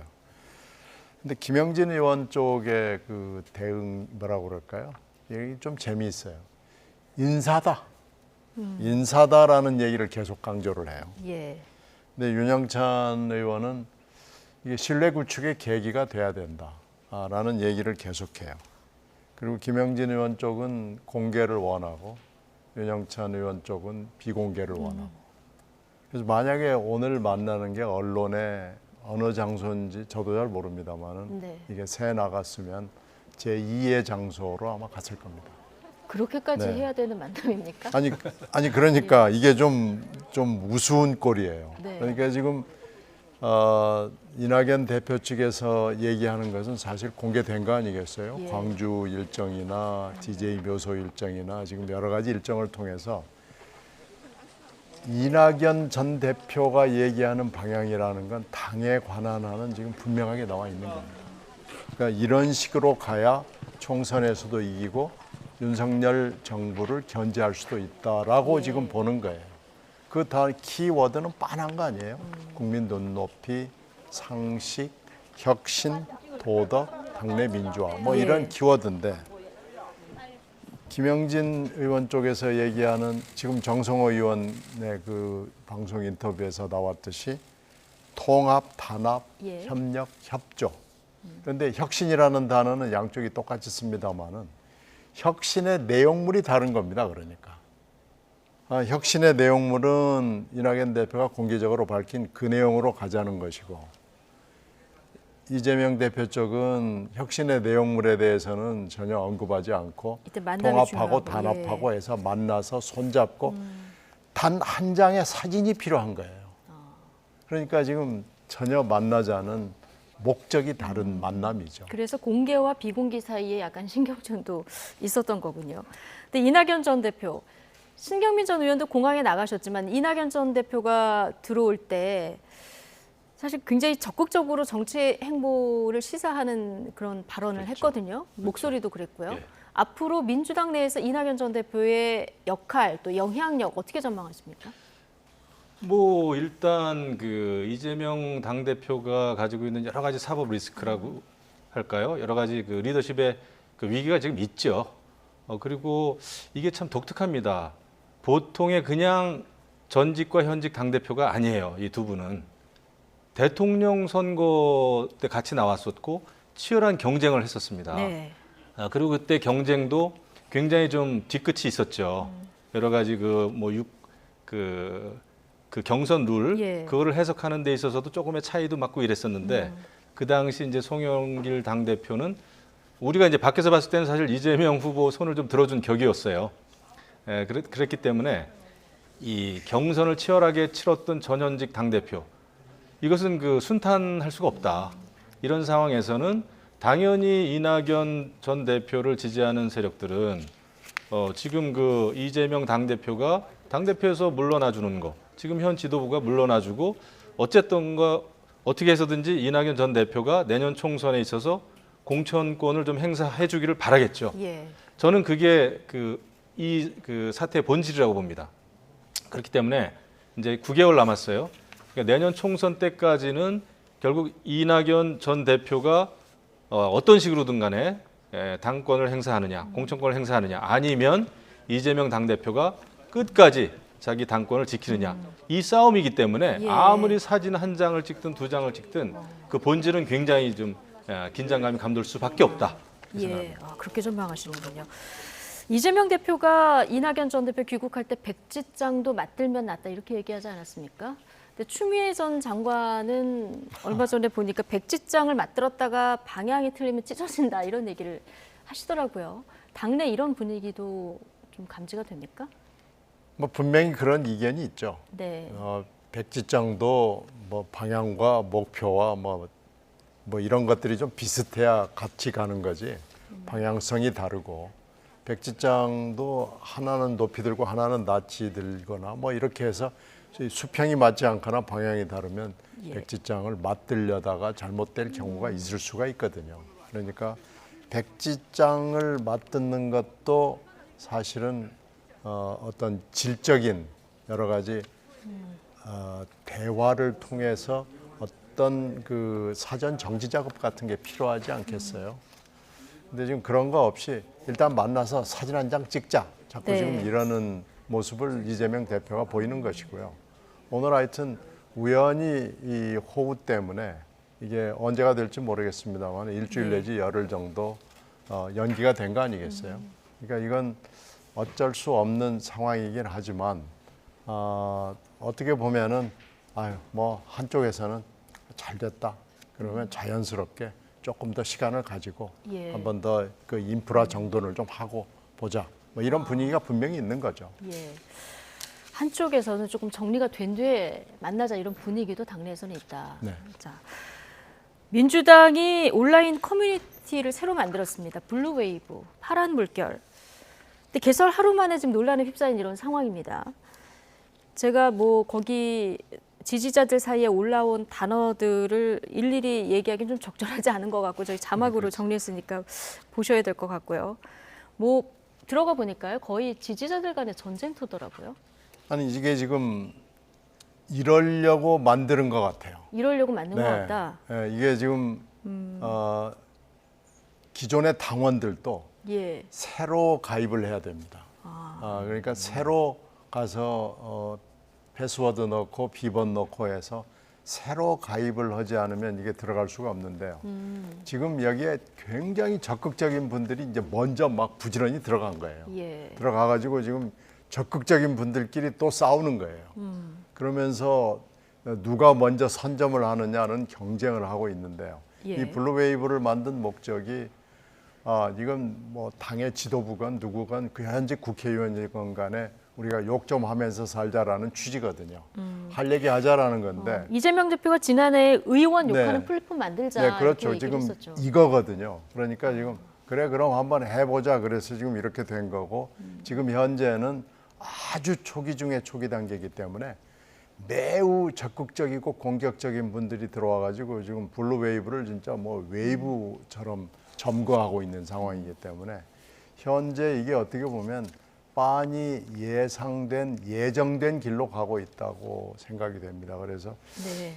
이걸 사실은 현재의 기술로 얼마든지 정화하고 통제할 수 있거든요. 가령 특정 단어를 계속해서 쓰면은 안 된다랄지 차단을 할 수 있다랄지 이런 게 얼마든지 가능합니다. 지금 SNS도 그렇게 하거든요. 예. 욕설이나 음란한 거나 이렇게 나오면은 아예 자동적으로 차단되는 소프트웨어가 있고 이러기 때문에 오늘 현재 공지는 기술로 가능합니다. 올라왔어요. 이렇게 비방글 남기지 말자, 이렇게 호소드린다 이런 공지는 올라왔는데 이것보다 또한 강제 조치가 좀 있어야 된다. 아니 그러니까 이렇게 보시는 공지는 거고요. 사실 여러 번 했어요. 예. 여러 번 해서 하지 말자 그러는데 이게 아니고 만약에 이런 분들이 지금 꽤 있거든요. 와가지고 뭐 늘상적으로 욕설하고 아주 뭐 입에 담을 수 없는 얘기를 하는 분들이 있는데 이걸 그 사이에 점잖게 하지 마세요 이렇게만 해온 거예요. 굉장히 오랜 기간 동안.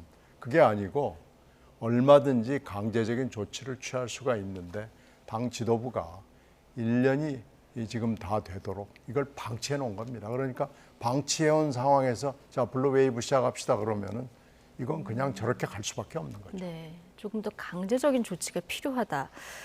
뭐 이런 상황이다 보니까요. 오늘 이 두 분의 만남이 연기가 됐는데 꼭 폭우 때문에 연기되냐 일각에서 이런 시선도 좀 나오고 있거든요. 물론 이제 비가 내리기 때문에 적절하지 않은 상황이었기 때문에 오늘 연기가 됐는데 날짜를 다시 잡는데 빠른 시일 내에 잡힐 수 있을까요?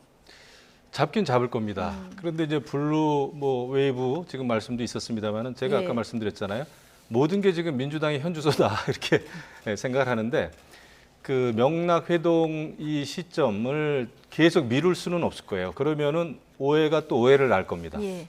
그리고 굉장히 그 부자연스러운 일이기 때문에 그리고 이미 이낙연 전 대표로서는 본인 스스로 해야 될 예측 가능한 행보는 다 했어요.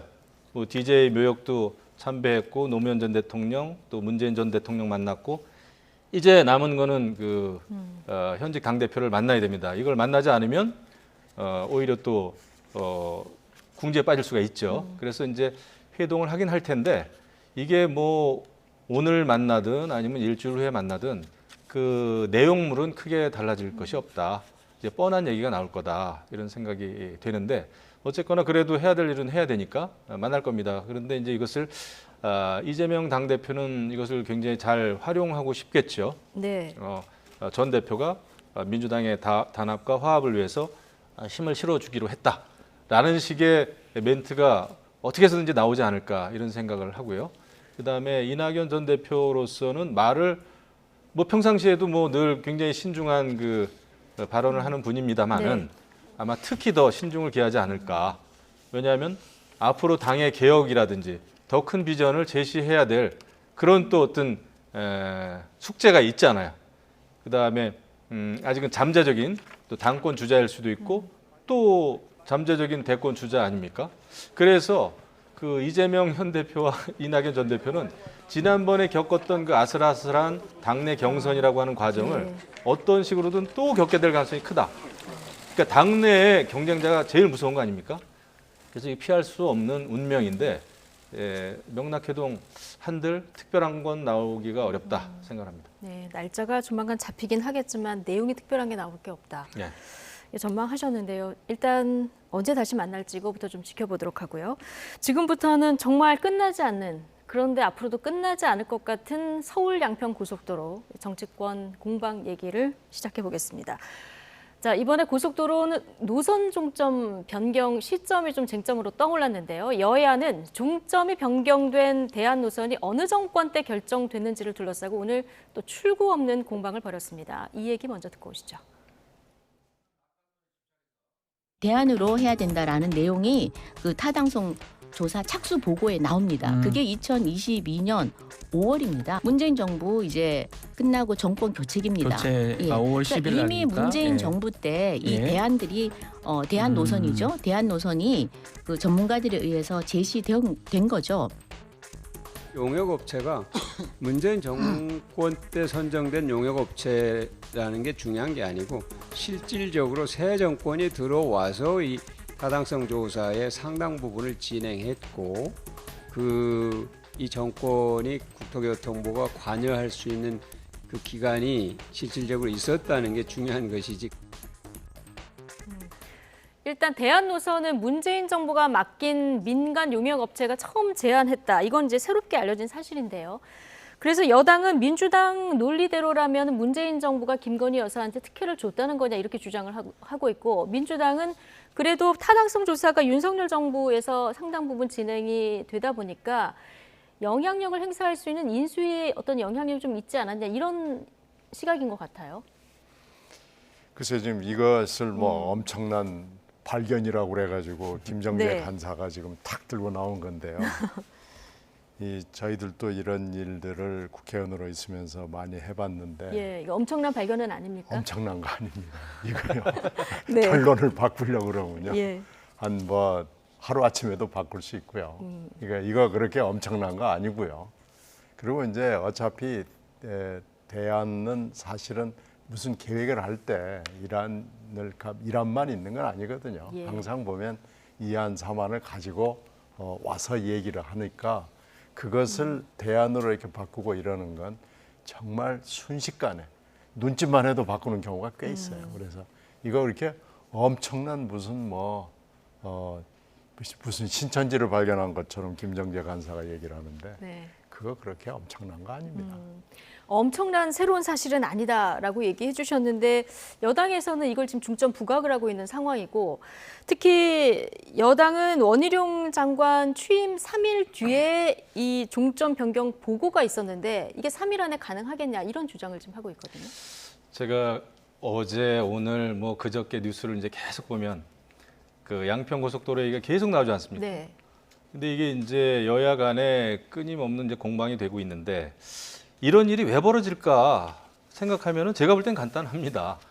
내년 총선이 있는데 지금 민주당으로서는 내년 총선까지 가는 이 과정에서 여당과 윤석열 대통령을 공격하기 좋은 소재를 찾고 있어요. 근데 그게 현재로서는 두 가지로 압축이 되는 것 같습니다. 하나는 일본의 그 후쿠시마 오염수 처리, 예. 이거는 이제 민족 문제 또 한일 감정 문제이기 때문에 민주당으로서는 이거 굉장히 국민들에게 어필할 수 있는 폭발력이 있고 휘발성이 강한 이슈다 이렇게 판단했을 네. 겁니다. 그렇기 때문에 지금 단식도 했고 또 의원들이 해외까지 가고 일본까지 가가지고 피켓 시위하고, 그래서 이것을 아마 끝까지 살리려는 노력을 계속하지 않을까.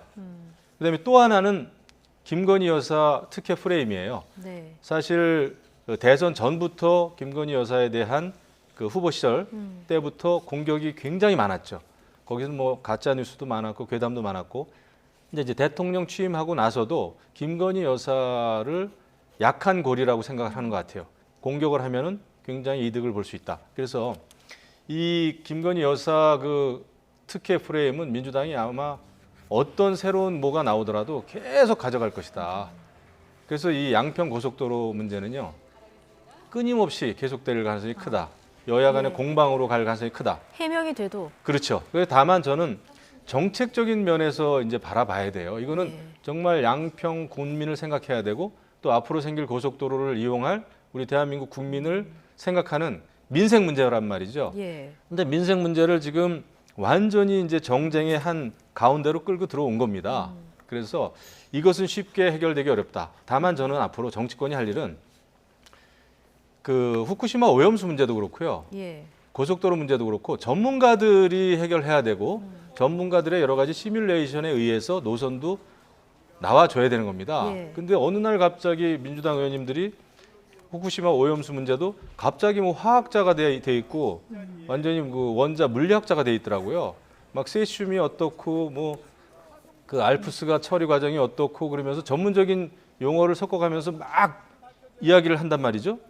다 그 뉴스에서 나온 얘기를 갖다가 예. 결국 자기 진영에 맞게 딱 짜 깊게 해가지고 주장하는 거거든요. 그래서 정치권이 그렇게 모든 문제를 전문가들이 해야 될 거를 정치인들이 나서서 하면 안 된다. 오히려 전문가들의 토론, 논쟁 그런 장을 만들어가지고 사회 갈등을 완화시키는 쪽으로 가는 게 사실은 그 국회가 돼야 되죠. 그런 면에서 봤을 때는 지금 완전히 정치 실종이죠. 정치가 실종됐다.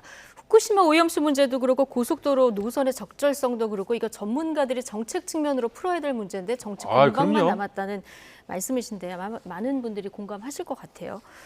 근데 지금 조금 전에 민주당이 총선 전략으로 오염수 문제하고 김건희 여사에 대한 특혜 프레임을 잡은 것 같다 이런 얘기를 해주셨거든요.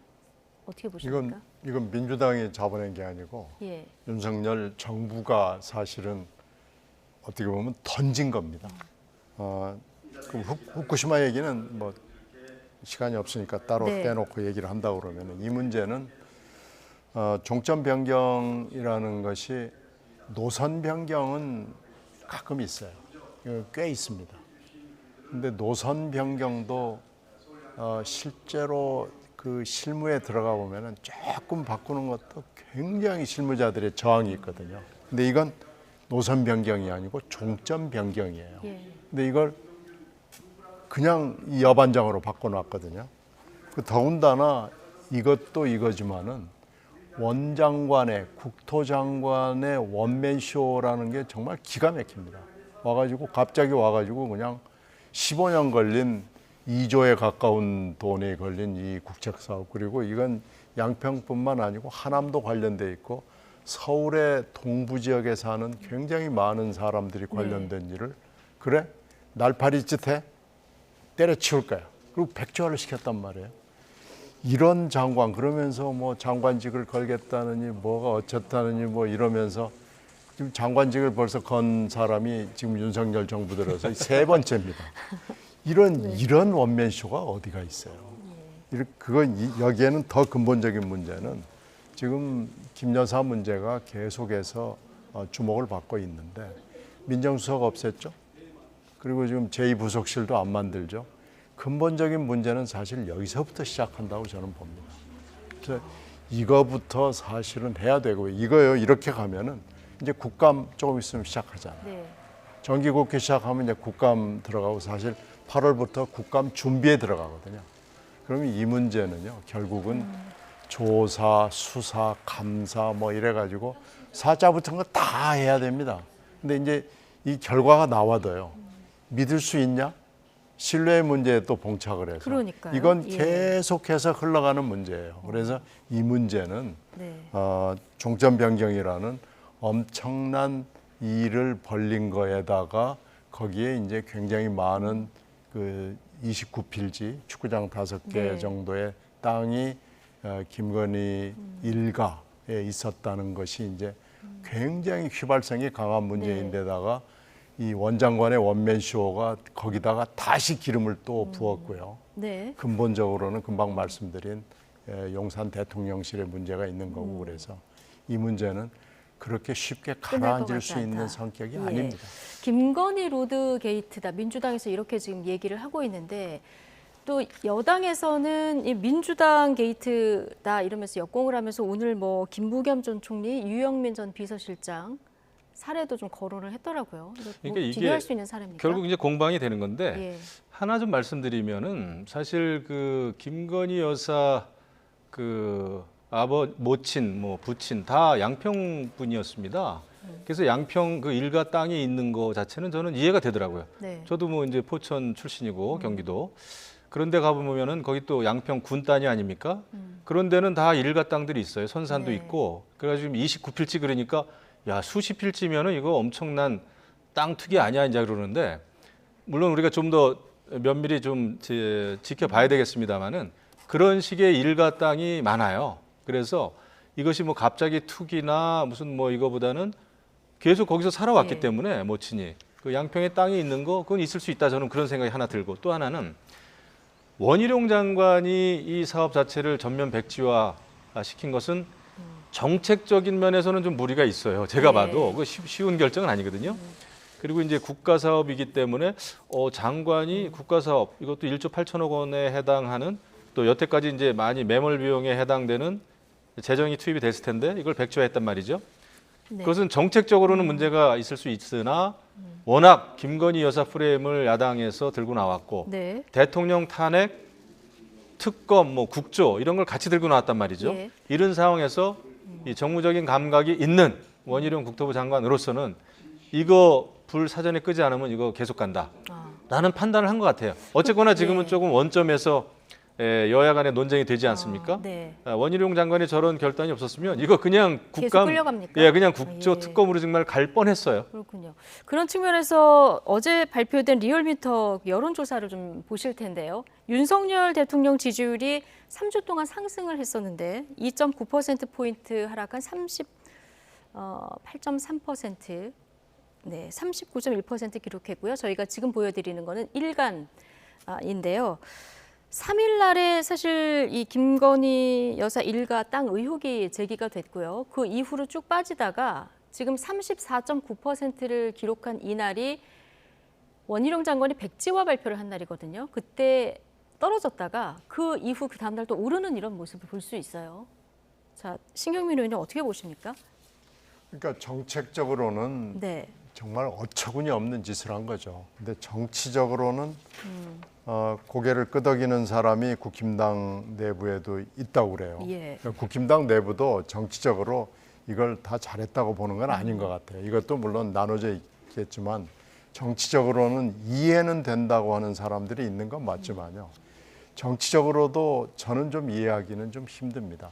이렇게 함으로써 아니 이런 장관이 있었단 말이야. 이건 뭔가 장관으로서 할 수 없는 일을 했기 때문에 정치적으로 오히려 부담을 질 일을 지금 솔선수범해서 하는 거 아닌가, 앞장서서 하는 거 아닌가라는 생각이 들어요. 예. 그래서 이게 개인적으로 할 수 있는 일인가 이런 의문이 드는 거죠. 예. 그렇게 따지면은 지금 단기적으로는 약간 플러스 마이너스가 왔다 갔다 할 수는 있습니다만은 장기적으로 봤을 때 이 문제는 아마 정책적뿐만 아니고 정치적으로도 굉장히 많은 부담을 줄 수밖에 없을 겁니다. 예, 이 이슈가 뭐 국감 때까지 지속되면 그 지나고 나면 연말이고 그 총선인데, 자 논란이 계속 오래된다고 하면은 이거 어느 진영에 더 불리한 겁니까?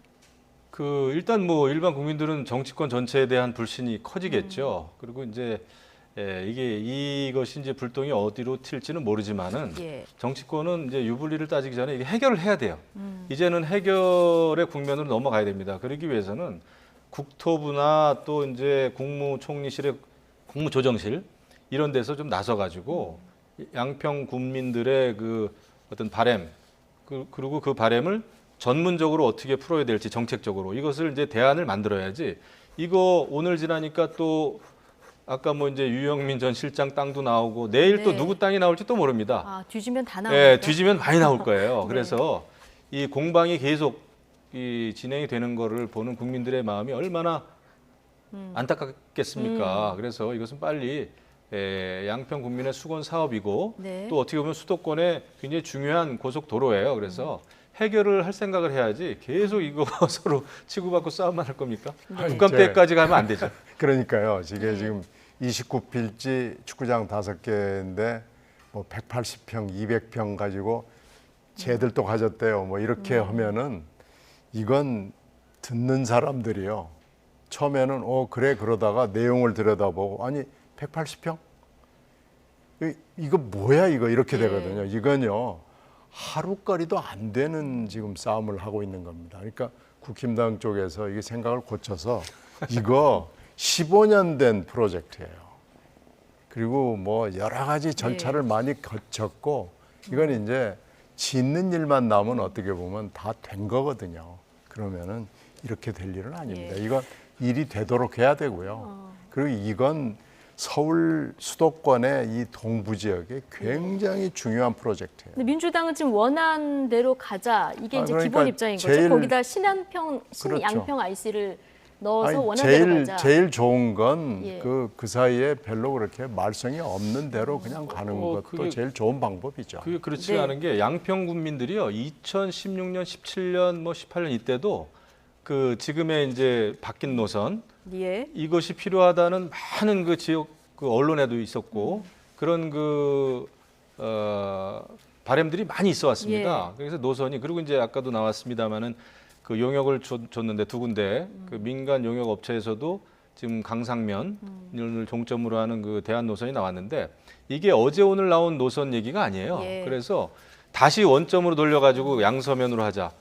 그러면 뭐 전 그 민주당 군수 그쪽에 또 땅이 많다고 그러는데 네. 그건 또 어쩔 겁니까? 그래서 어느 쪽에 누구의 땅이 있다기보다는 노선은 합리적으로 나는 게 맞아요. 예. 정책적인 면에서 그건 결정을 하는 게 맞고 무조건 원점으로 돌린다? 그거는 저는 반정책적이라고 봅니다.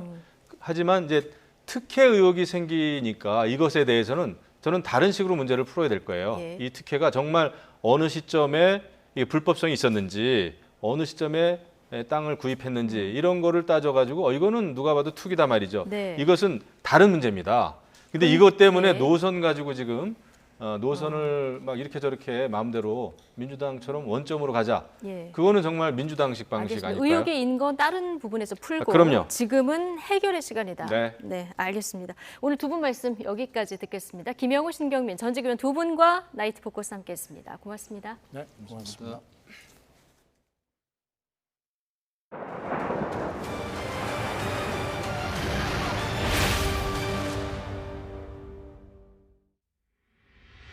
침수 대비를 위해 배수시설을 점검하고 모래주머니와 물막이판 등을 설치합니다.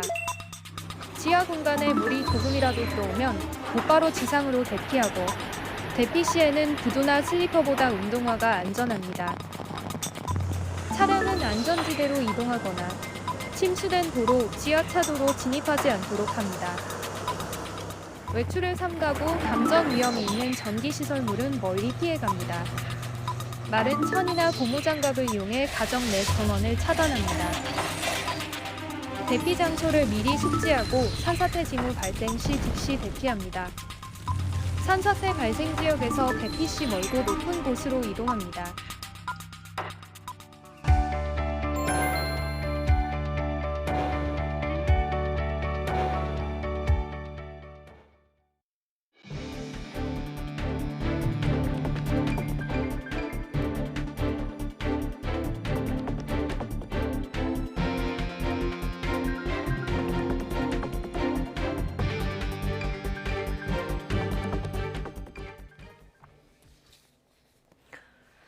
네, 수도권에 짧은 시간 물폭탄이 쏟아지면서 도로와 산책로 등 곳곳에서 침수 피해가 잇따랐습니다. 자, YTN 시청자들이 보내준 제보 영상 함께 보시겠습니다.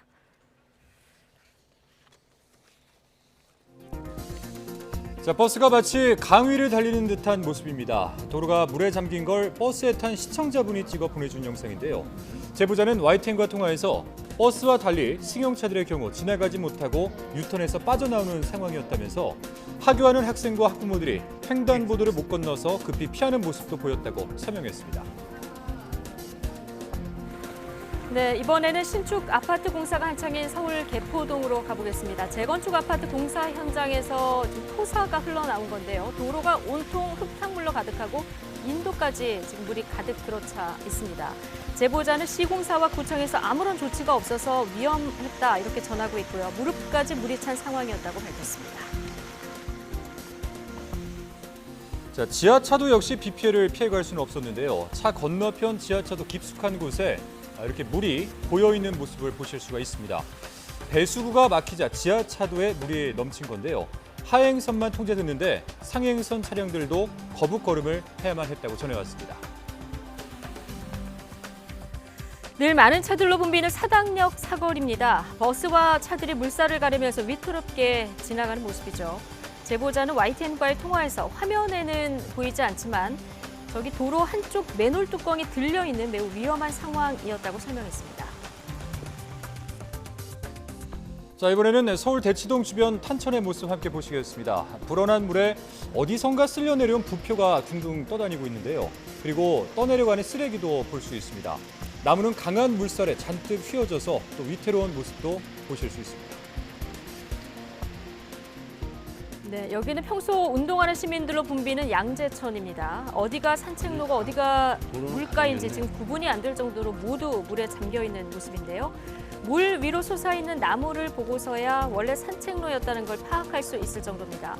유속도 꽤 빠른 모습인데요. 밤사이 또 많은 비가 내린다고 하니까 기상정보에 계속 귀 기울여 주시기 바랍니다.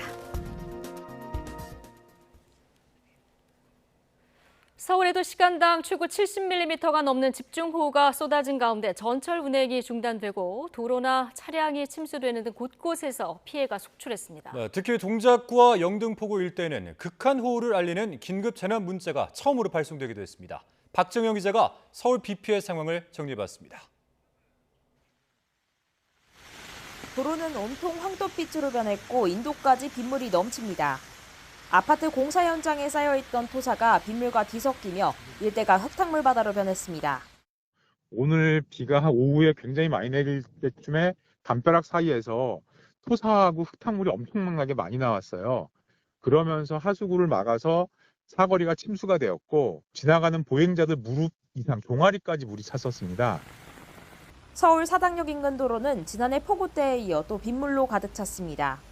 차들은 바퀴 높이까지 차오른 물을 헤치며 느리게 움직여야 했습니다. 소방대원이 차문을 열고 운전석을 확인합니다. 빗물에 잠긴 도로 한가운데 차 한 대가 덩그러니 고립된 겁니다. 다행히 운전자는 소방당국이 도착하기 전에 이미 차에서 빠져나왔던 것으로 전해졌습니다. 순식간에 물이 불어나며 서울도시마천 26개의 출입은 통제됐습니다. 강물이 집어삼킨 산책로와 물 밖으로 겨우 머리만 내민 나무들까지 YTN에도 제보 영상 여러 건이 들어왔습니다. 폭우 속에 수도권 전철 운행에도 차질이 빚어졌습니다. 시간당 65mm의 강한 비가 내리면 운행을 중단하는 내부 규정에 따라 1호선 영등포역과 금천구청역 사이에서 상하행선 열차가 한때 멈춰섰습니다. 운행은 10분 만에 재개됐지만 뒤따르던 열차들이 줄줄이 지연되며 승객 불편은 한동안 이어졌습니다. 4호선 한대암역에서 상록수역 구간에서도 2시간 동안 상행선 운행이 중단됐습니다. 다만 코레일은 서울교통공사 차량이 전기 공급 장치를 건드리며 이상이 발생한 것으로 보인다며 폭우와는 무관하다고 설명했습니다. 이처럼 서울 구로구와 동작구를 중심으로 시간당 최고 70mm가 넘는 폭우가 쏟아진 가운데 해당 지역 주민들은 극한 호우를 알리는 긴급 재난 문자를 받았습니다.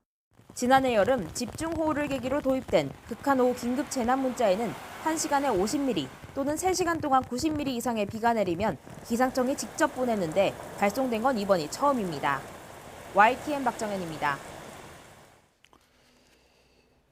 호우특보가 내려진 경기 지역에서는 폭우로 인명피해가 발생했습니다. 오늘 낮 1시 30분쯤 경기 여주 홍문동의 소양천 수풀에서 70대 남성이 숨진 채 발견됐습니다.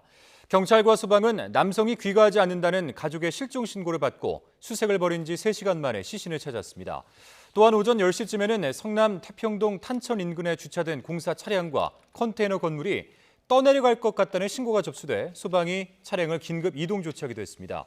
경기도 소방재난본부는 오후 5시를 기준으로 비 피해 신고가 모두 122건 접수돼 안전조치를 진행했다고 밝혔습니다. 네, 부산 지역도 곳에 따라 시간당 70mm가 넘는 비가 쏟아졌습니다. 네, 집중호우에 부산 학장천 수위가 갑자기 올라가면서 산책하던 시민들이 휩쓸리는 사고가 있었는데요. 2명은 구조됐지만 1명은 실종돼서 대대적인 수색 작업이 이어지고 있다고 합니다. 김정호 기자가 보도합니다. 거센 물살 속 하천에 고립됐던 60대 여성. 구조대원 도움으로 힘겹게 사다리에 오릅니다. 어른 가슴 높이보다 더 높게 물이 찬 하천 산책로에서는 수색 작업이 이어집니다. 부산 학장천에서 갑자기 불어난 물에 행인 2명이 고립됐다는 신고가 접수된 건 오후 3시 반쯤. 한 명은 가까스로 구조됐지만 다른 한 명은 물살을 이기지 못하고 실종됐습니다.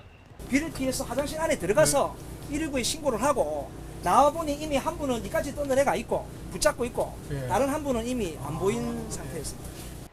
소방과 경찰 등 인력이 대거 동원됐지만 높은 하천 수위와 거센 물살로 수색에 어려움을 겪었습니다. 실종 지점에서 2.5km가량 떨어진 곳입니다. 여기서 학장천이 끝나고 낙동강을 만나게 되는데 소방당국은 수색 범위를 낙동강까지 넓혔습니다. 시간이 지나 하천 수위가 점차 내려가면서 소방당국은 야간 수색 작업에 들어갔습니다. 앞서 오후 3시 20분쯤에는 실종 지점에서 상류 방향으로 800m가량 떨어진 곳에서 70대 행인이 불어난 물에 고립됐다가 구조되기도 했습니다. 2시간 남짓, 마치 물폭탄이 쏟아진 것처럼 비가 집중된 부산에서는 산책로와 도로, 지하차도 등 20여 곳이 물에 잠기면서 크고 작은 피해가 잇따랐습니다. YTN 김종호입니다. 네, 전국 곳곳에 시간 차이를 두고 집중호우가 쏟아지면서 앞서 보신 것처럼 오늘 하루 빗물 역류와 침수 피해 등이 속출했습니다. 네, 밤사이에는 호남과 영남에 강한 비가 예상되고 있는데요. 자, 기상센터 연결해서 자세한 상황 들어보겠습니다. 박현식 캐스터. 네, 기상센터입니다. 네, 지금은 비가 조금 약해진 것 같은데요. 새벽부터 다시 강한 비가 내린다고요? 네, 그렇습니다. 지금은 중북부 지방의 빗줄기가 약해지면서 이 지역의 호우특보는 해제됐습니다. 하지만 충청 남부와 경북 지역에는 호우주의보가 남아있고 내일 새벽부터 많은 비가 예상되는 호남 지방에는 호우 예비특보가 내려진 상태입니다. 지금은 강한 비구름이 동해상으로 빠져나갔고 경북 북부 지역에만 시간당 10mm 안팎의 비가 내리고 있는데요. 새벽부터는 호남 지방에도 비구름이 다시 강하게 발달하겠습니다. 오늘 하루 사이에만 하남과 서울 서초에는 100에서 120mm, 그리고 부산 해운대에도 100mm가 넘는 집중호우가 쏟아졌는데요. 앞으로 비는 남부지방에 집중되겠습니다. 남부지방의 시간당 30에서 60mm, 특히 호남에는 시간당 70mm가 넘는 세찬 비가 쏟아지기도 하겠고요. 내일까지 최대 150mm 이상의 많은 비가 내리겠습니다. 서울 등 중부지방은 내일 한숨 돌릴 수 있겠지만 모레부터 다시 강한 비가 예상되고 있습니다. 하천 범람이나 지하 침수 피해 없도록 배수시설 철저히 점검해 주시기 바랍니다. 지금까지 기상센터였습니다.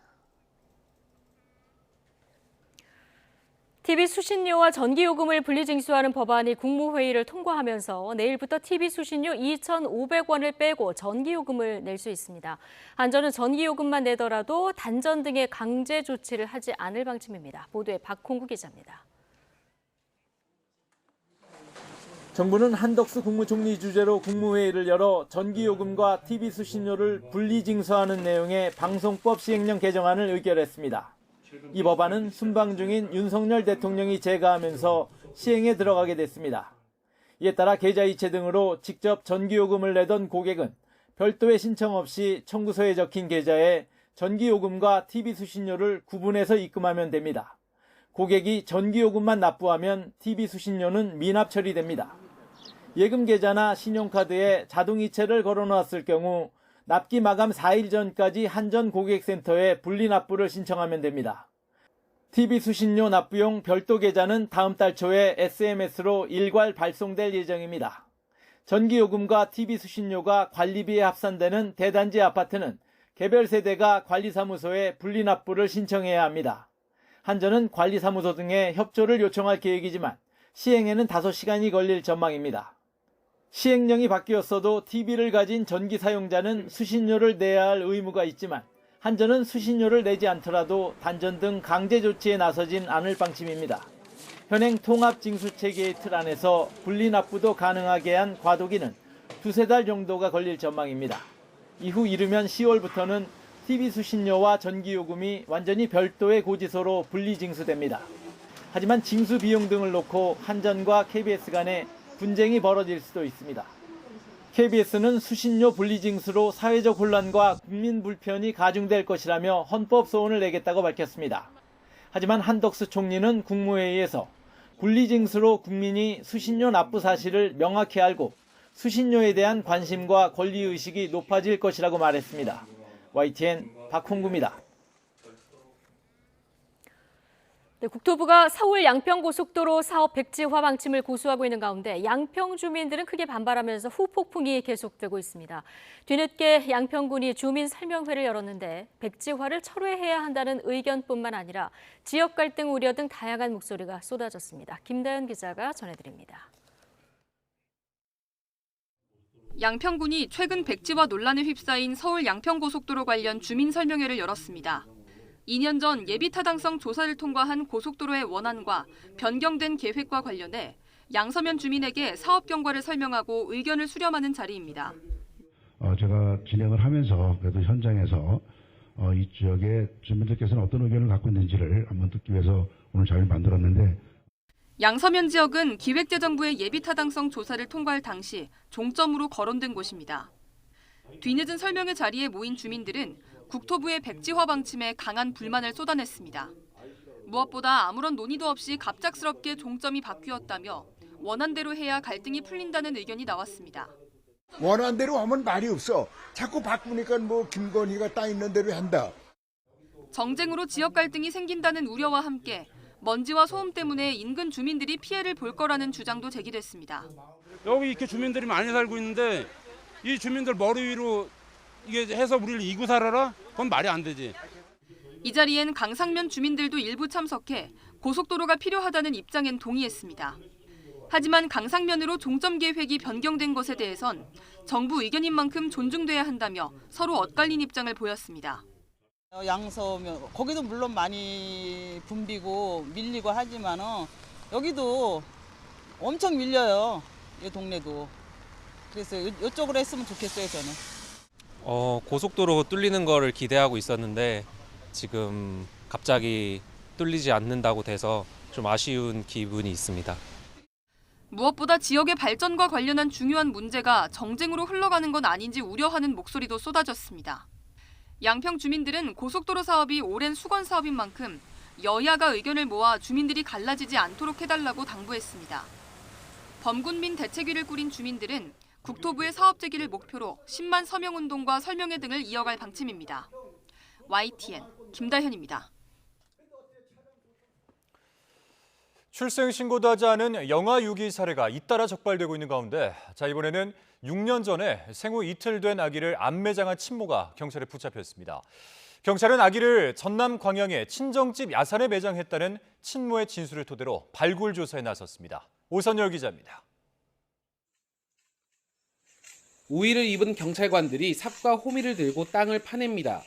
30대 여성 A씨가 6년 전 숨진 자신의 아기를 묻었다고 진술한 야산입니다. 아기의 유해라도 발견하기 위해 퍼낸 흙을 샅샅이 살펴보고 야산 구석구석을 뒤집니다. 뼈가 아직 생성이 좀 그래가지고 다 녹아버릴 수가 있다네요. 현장 상황이 뭐 비도 오고 그 옆에 벌통까지 있어가지고 벌에까지 쏘여가면서 모기에다가 조금 고생하면서. 전남경찰청은 지난 10일 영아 학대치사 혐의로 친모 A씨를 긴급 체포했습니다. A씨는 지난 2017년 10월 전남 목포의 한 병원에서 남자아이를 출산했습니다. 하지만 이틀 뒤에 전남 광양의 야산에 아기를 유기했습니다. A씨는 경찰 조사에서 잠시 화장실에 다녀온 사이 아이가 숨을 쉬지 않았다며 출생신고가 되지 않은 아기를 친정집 야산에 묻었다고 진술했습니다.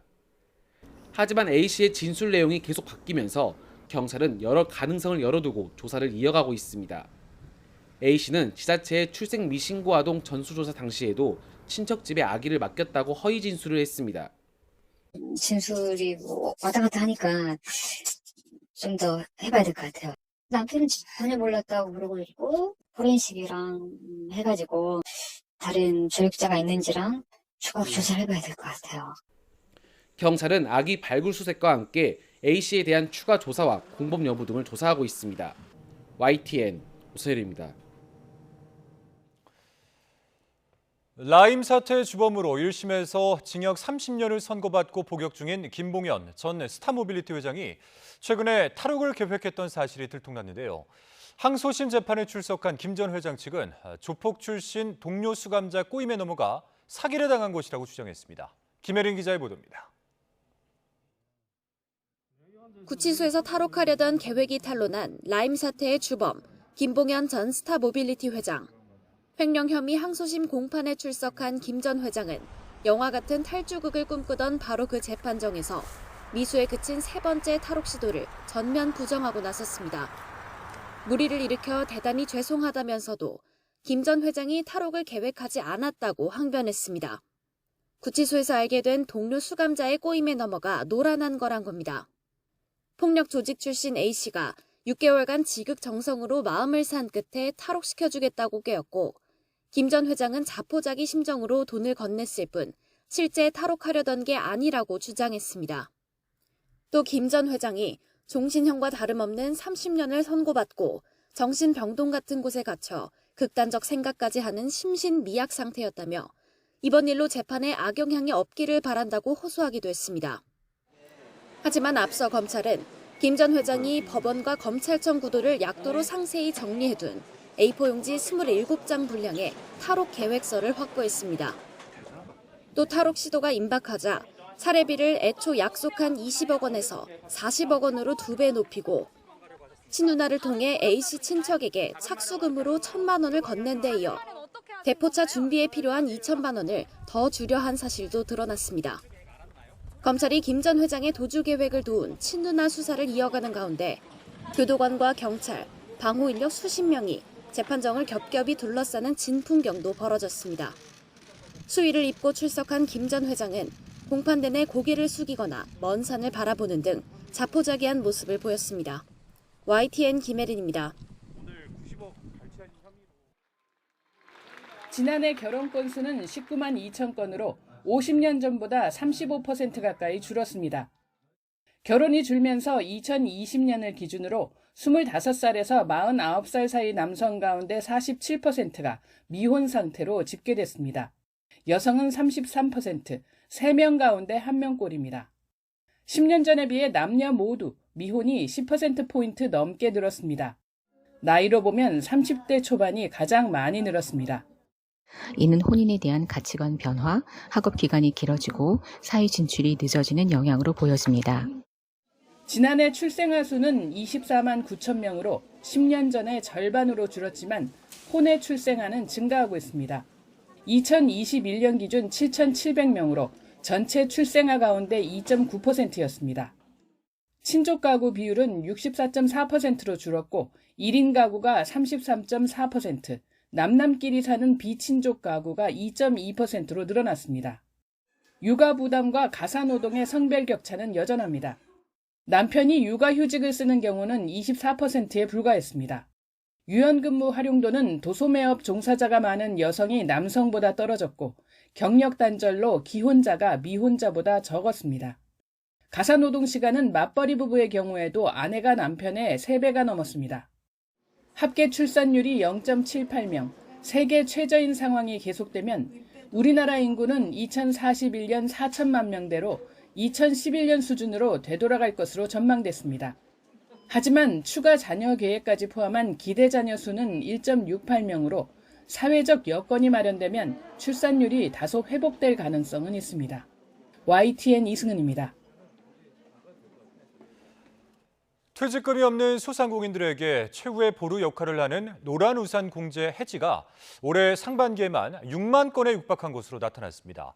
소규모 인력으로 장사하는 자영업자들의 어려움이 나아질 기미가 보이지 않고 있습니다. 양일혁 기자가 보도합니다. 지난달 폐업을 이유로 소상공인들이 노란우산 공제금을 돌려받은 사례가 1만 건이 넘었습니다. 올해 상반기로 넓혀보니 벌써 6만 건 가까이 폐업 탓에 노란우산을 깼습니다. 지난해 상반기와 비교하면 45% 급증했습니다. 늘어나는 가입자 수를 고려해 가입자 10,000명당 해지 건수를 살펴봐도 올해가 훨씬 많습니다. 코로나 사태 이후 조금 나아지는가 싶었던 소상공인들이 다시 한계 상황에 내몰린 겁니다. 이런 추세가 하반기까지 계속되면 올해 노란우산 해지 건수는 10만 건을 돌파할 것으로 예상됩니다. 그럴 경우 지금까지 최대 기록인 2021년에 9만 5천 건을 넘어서게 됩니다. 소상공인에게 노란우산 공제는 최후의 보루나 마찬가지입니다. 어떻게 해서든지 유지하시려는 분들이 대다수인 상황에서 이것까지 해지하시는 거는 정말 상황이 매우 극도로 최악으로 치달았다는 말이거든요. 하반기 전망도 밝지는 않습니다. 자영업자 500명에게 물었더니 하반기 매출이 상반기보다 줄 거라는 전망과 늘 거라는 전망이 팽팽히 맞섰고 대출 금액이 올해 초보다 증가했다는 응답이 절반을 넘었습니다. 임차료나 인건비, 공공요금 등 고정비 지출이 늘었다라는 응답이 거의 절반에 육박했었고요. 이런 부분들이 대출 증가의 원인이라고. 10명 가운데 4명은 실적 악화와 대출 부담을 이유로 3년 안에 폐업을 고려하고 있습니다. 게다가 응답자의 대다수인 84.4%는 올해가 아닌 내년 이후 경기가 회복될 거로 전망해 한동안 어두운 터널이 이어질 거를 우려했습니다. YTN 양일혁입니다. 내년도 최저임금 수준을 논의하는 최저임금위원회 12차 전원회의에서 근로자위원 측은 11,540원을, 사용자위원 측은 9,720원을 3차 수정안으로 제시했습니다. 노사 양측의 수정안 격차가 1,820원으로 여전히 큰 만큼 최저임금위원회는 논의를 통해서 이견을 좁혀나가고 있습니다. 이미 법정 심의 기한을 넘긴 최저임금위원회는 오는 13일 예정된 13차 전원회의에서 최종 심의 의결에 들어간다는 방침입니다. 재벌 행세를 하며 만난 여성들을 감금하고 수천만 원을 뜯어낸 20대가 경찰에 붙잡혔습니다. 부산 해운대경찰서는 강도 등 혐의로 20대 A씨를 구속했다고 밝혔습니다. A씨는 지난달 9일부터 16일까지 수도권 일대에서 여성 2명을 차량과 오피스텔 등에 감금하고 현금과 신용카드 등을 빼앗아 3,500만 원 상당을 사용한 혐의를 받고 있습니다. A씨는 고가의 수입차를 빌려 타고 다니며 재벌 행세를 하고 범행 대상을 물색한 것으로 조사됐습니다. 한 노인이 편의점에서 기프트카드 수십만 원어치를 사는 것을 이상하게 여긴 경찰이 보이스피싱 범죄 피해를 막았습니다. 인천경찰청은 지난 6일 인천청 소속 정재우 경장이 66살 A씨가 보이스피싱에 속아 기프트카드 50만 원어치를 구매하는 것을 막아 피해를 예방했다고 밝혔습니다. A씨는 누군가가 SNS 메신저를 통해 기프트카드에 적힌 고유 번호를 전달하면 구매 금액보다 많은 돈을 보내준다고 하자 기프트카드를 사려 한 것으로 전해졌습니다. 충무공 이순신 장군의 업적을 기린다며 한때 이 거북선을 복원하는 게 유행이었는데요. 경남 거제에도 이런 거북선이 한 척이 있습니다. 그런데 초기부터 짝퉁 논란을 일으키다가 결국에는 헐값에 민간에 매각됐는데 낙찰자가 인수를 포기하면서 아예 폐기됐습니다. 박종혁 기자가 보도합니다. 거북선 용머리가 부서진 목재 더미 위에 나뒹굽니다. 지난 2011년 경남도가 이순신 프로젝트에 따라 16억 원을 들여 만든 거제 거북선입니다. 12년 만에 폐기 절차에 들어갔습니다. 국내산 금강송을 사용해 원형으로 복원한다고 했지만 80%는 값싼 외국산 나무가 들어갔습니다. 이 때문에 짝퉁 논란이 불거졌습니다. 여기에 썩고 뒤틀리며 보수 비용만 1억 5천만 원이 투입되면서 애물단지로 전락했습니다. 거제시는 매각하기로 했지만 단돈 154만 원에 낙찰되면서 헐값 매각이라는 비난도 일었습니다. 낙찰자가 인수를 포기하면서 결국 폐기하게 된 겁니다. 목재는 잘게 부숴서 우리 삼천포 가륵발전소로 아마 가게 될 것 같고요. 고철은 상위 팔아서 그 비용만큼의 철거 비용을 상쇄할 계획입니다. 시민들은 예산 낭비라며 입을 모읍니다. 아니 마음이 안 좋지. 저게 뭐 하는 짓인가 몰라. 그리고 세금 뜯어가 저 짓을 하고 있으니. 제대로 만들었으면 이렇게 세금 낭비도 없고 그랬을 텐데 이게 다 만들어 놓고 다시 망가뜨려야 돼서 되게 안타깝고 슬픈 것 같아요. 이른바 충무공 열풍에 만들어졌다가 쓰레기로 소각되는 운명을 맞은 거제 거북선. 유행에 영합한 충무공 파리가 세금 낭비로 이어졌다는 비판을 피하기 어려워 보입니다. YTN 박종혁입니다. 국내에서 처음으로 자이언트 판다 쌍둥이가 자연 번식으로 탄생했습니다. 판다는 자연 교배가 어려운 동물인데요. 영상 함께 보겠습니다. 자, 엄마 판다 아이바오가 힘든 듯 누워서 몸을 뒤척입니다. 철창을 이렇게 발로 차기까지 하는데요. 출산이 임박해서 괴로워하는 모습입니다.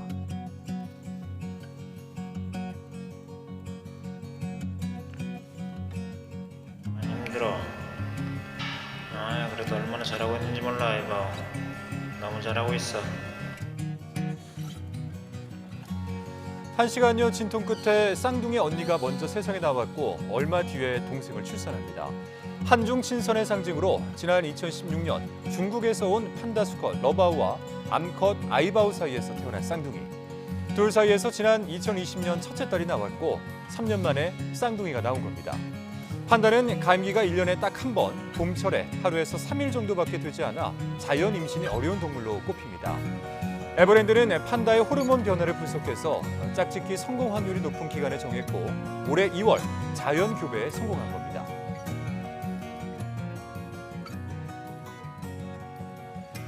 주한 중국 대사관도 입장을 내고 아기 판다들이 빠른 시일 안에 관람객들을 만나 더 많은 기쁨을 주고 또 중한 우위 증진을 위해서 새로운 긍정적 에너지를 불어넣어 주기를 바란다며 축하를 보냈습니다.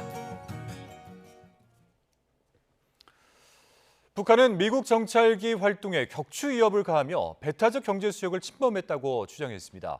주권이 미치는 영해, 또 그 위의 영공과는 다른 개념이어서 억지 주장이라는 비판이 나오고 있습니다. 임성재 기자입니다. 최초 북한 국방성은 미국 전략 정찰기가 여러 차례 동해 영공을 침범했다며 격추 위협을 가했습니다. 그러나 반나절이 지난 뒤 김여정 노동당 부부장이 직접 나서 영공이 아닌 배타적 경제 수역 EEZ를 침범했다고 말을 바꿨습니다. 이를 두고 EEZ를 영해화하는 억지 주장이란 비판이 나옵니다. EEZ는 영해 기선으로부터 200캐리 범위로 통상 무해 통항권이 인정되기 때문입니다. 연안국의 안전을 해치지 않는 한 통과할 수 있는 공해고 바로 위 상공도 마찬가지입니다. 주권이 미치는 12해리까지인 영해와 그 위 영공과도 완전히 다른 개념입니다. 배타적 경제 수역은 항행과 상공 비행의 자유가 있는 곳입니다. 그러한 곳을 비행했다고 해서 그걸 침범했다고 표현도 하진 않는데 그들의 내부적인 목적이 있을 것이고 또 뭐 도발 명분을 축적한다고도 볼 수 있습니다. 결국 EEZ 위 상공을 방공 식별구역이라고 주장하며 이를 근거로 한미 정찰 자산의 전개와 정보 수집을 차단하려는 의도라는 해석이 나옵니다. 김 부부장이 직접 언급했듯이 미 RC-135S 코브라볼, U2S 드래곤 레이디 정찰기와 RQ-4B 글로벌 호크 무인 정찰기 등은 수백 킬로미터 밖에서도 광학 장비 등으로 적 동향을 파악할 수 있습니다. 우리 군도 최대 480여 킬로미터 이상까지 탐지할 수 있는 것으로 알려진 2737 피스아이 조기 경보기 4대를 운용하고 있습니다. 우려스러운 것은 향후 북한이 이 같은 정찰기를 격추하기 위해 실제로 지대공 미사일을 발사하는 등 도발에 나설 수 있다는 점입니다. 지대공 미사일의 경우에는 사정거리가 충분히 배타적 경제 수역까지 닿을 수 있겠습니다만은 이 경우 미국도 호위하기 위한 전력을 같이 배치할 것이기 때문에 공격은 사실은 쉽지는 않을 것이다. 또 북한군 전투기가 정찰기에 근접해 위협 비행할 가능성도 제기됩니다. YTN 임성재입니다. 일본 남부 규슈 지역에 하루 최대 400mm가 넘는 기록적인 비가 쏟아지면서 하천이 범람하고 토사가 무너져 내리면서 인명피해가 잇따랐습니다. 비는 그쳤지만 집안이 느슨해진 상태여서 추가 피해 우려가 여전히 큰 상황입니다. 도쿄에서 김세호 특파원이 전해드리겠습니다. 황토 색깔로 변한 하천이 주변 주택들을 집어삼킬 기세입니다. 범람한 하천은 위태롭게 버티고 있던 다리 난간까지 휩쓸고 갔습니다. 폭우로 산에서 흘러내린 돌과 흙은 부근에 있던 집들을 순식간에 덮쳤습니다. 사가현의 주택 2곳이 매몰되면서 70대 여성이 숨졌고 남성 2명이 실종되는 등 폭우와 산사태로 인한 인명피해가 잇따랐습니다. バキバキで昨日折れる音とね、ものすごい音がしたんですよね。だけど何かなと思ったらね、土石流の瞬間が起きてから増えていくのを白煙立ててバーッと増えていったんですよ。 하늘에서 내려다본 마을은 폭격을 맞은 듯 성한 곳을 찾기 힘듭니다. 규슈 지방의 후쿠오카, 오이타, 사가현 등의 집중호우가 쏟아졌는데 많은 곳은 하루 동안 420mm가 넘는 강우량을 기록했습니다. 기록적인 호우로 순식간에 불어난 물에 마을 주민들은 쉽게 대피할 엄두를 내지 못했습니다. 避難はされましたか？いや、避難はしてないです。それどうしてされなかったんですか？いや、ちょっともううち心配だったので。 비는 그쳤지만 규슈 지역 곳곳의 지반은 약해져 있어 추가 재해 위험은 여전히 높습니다. 특히 피해 지역 가운데는 도로가 좁고 붕괴 위험으로 중장비 대신 수작업으로 복구 작업을 해야 하는 곳도 적지 않은 것으로 알려졌습니다. 또 비가 그친 직후 30도가 넘는 무더위가 이어지면서 피해 지역 주민과 복구 인력들을 괴롭히고 있습니다. 도쿄에서 YTN 김세호입니다. 이번 북대서양 조약기구 나토 정상회담에서는 에르도안 튀르키예 대통령의 행보에 적잖은 관심이 쏠리고 있습니다. 이른바 스웨덴의 나토가의 문제를 비롯해서 주요 사안에서 딴지를 걸며 동맹국들의 애를 태워왔는데 돌연 협조하는 태도를 보이고 있기 때문입니다. 왜 그런 건지 류지용 기자가 정리했습니다. 에르도안 대통령은 나토 회의를 코앞에 두고도 스웨덴의 회원 가입을 반대하는 입장을 보였습니다. 그러던 그가 나토 사무총장 스웨덴 총리와 3자 회동을 한 뒤 전향적으로 입장을 바꿨습니다. President Erdogan promised yesterday to submit the ratification papers as soon as possible to the Grand National Assembly. 이 회동에서 에르도안 대통령은 적지 않은 실익을 챙긴 것으로 보입니다. 우선 스웨덴이 반투르키예 단체들에 대한 대응을 강화하고 투르키예의 EU 가입에 대해서도 협조하기로 한 것으로 보입니다. 무엇보다 핵심적인 것은 미국 의회의 반대로 무산위기였던 26조 원 규모의 F-16 전투기 도입과 관련해 미국의 약속을 받아냈을 것이라는 관측이 나오고 있습니다. 백악관도 에르도안 대통령의 입장 변화를 크게 환영하면서 바이든 대통령, 에르도안 대통령 간 회담에서 이 문제가 논의될 가능성을 열어뒀습니다. He called President Erdogan on Sunday, and he'll look forward to meeting with President Erdogan this evening as well to discuss the full range of issues in our relationship. 이를 반영하듯 미국 투르키예 국방장관은 즉각 전화 통화를 해 투르키예의 군 현대화 문제를 논의했습니다. 이와 관련해 외신 등에서는 에르도안 대통령이 그동안 그랬던 것처럼 동맹과 관련한 중요한 결정에서 어깃장을 놓다가 막판 실익을 챙기는 모습을 그대로 재현했다고 평가했습니다. YTN 류재용입니다. 오늘 중부지방에 많은 양의 비가 쏟아지면서 호우 피해가 속출했습니다. 지금은 중북부 지역에 비가 약해지면서 호우특보가 모두 해제됐는데요. 하지만 충청 남부와 경북 북부 지방에는 여전히 호우주의보가 내려져 있고 새벽부터 많은 비가 예상되는 호남 지방에는 호우 예비특보가 내려진 상태입니다. 지금은 강한 비구름이 동해상으로 빠져나갔습니다. 하지만 점차 호남 지방을 중심으로 강한 비구름이 유입될 것으로 예상됩니다. 오늘 하루 사이에만 하남과 서울 서초에는 110에서 120mm, 부산 해운대에도 100mm가 넘는 집중호우가 쏟아졌는데요. 앞으로 비는 영남과 호남 지방에 집중되겠습니다. 남부지방에 시간당 30에서 60mm, 호남 지방에는 특히 새벽부터 시간당 70mm 이상의 세찬 비가 쏟아지겠고요. 내일까지 최대 150mm 이상의 많은 양의 비가 오겠습니다. 서울 등 중부지방은 내일 한숨 돌릴 수 있겠지만 모레부터 다시 강한 비가 예상되고 있습니다. 하천 범람이나 지하 침수 피해 없도록 배수시설 철저히 점검해 주셔야겠습니다. 지금까지 날씨 정보였습니다. 화요일 뉴스나이트 마치겠습니다. 함께해 주신 여러분 고맙습니다.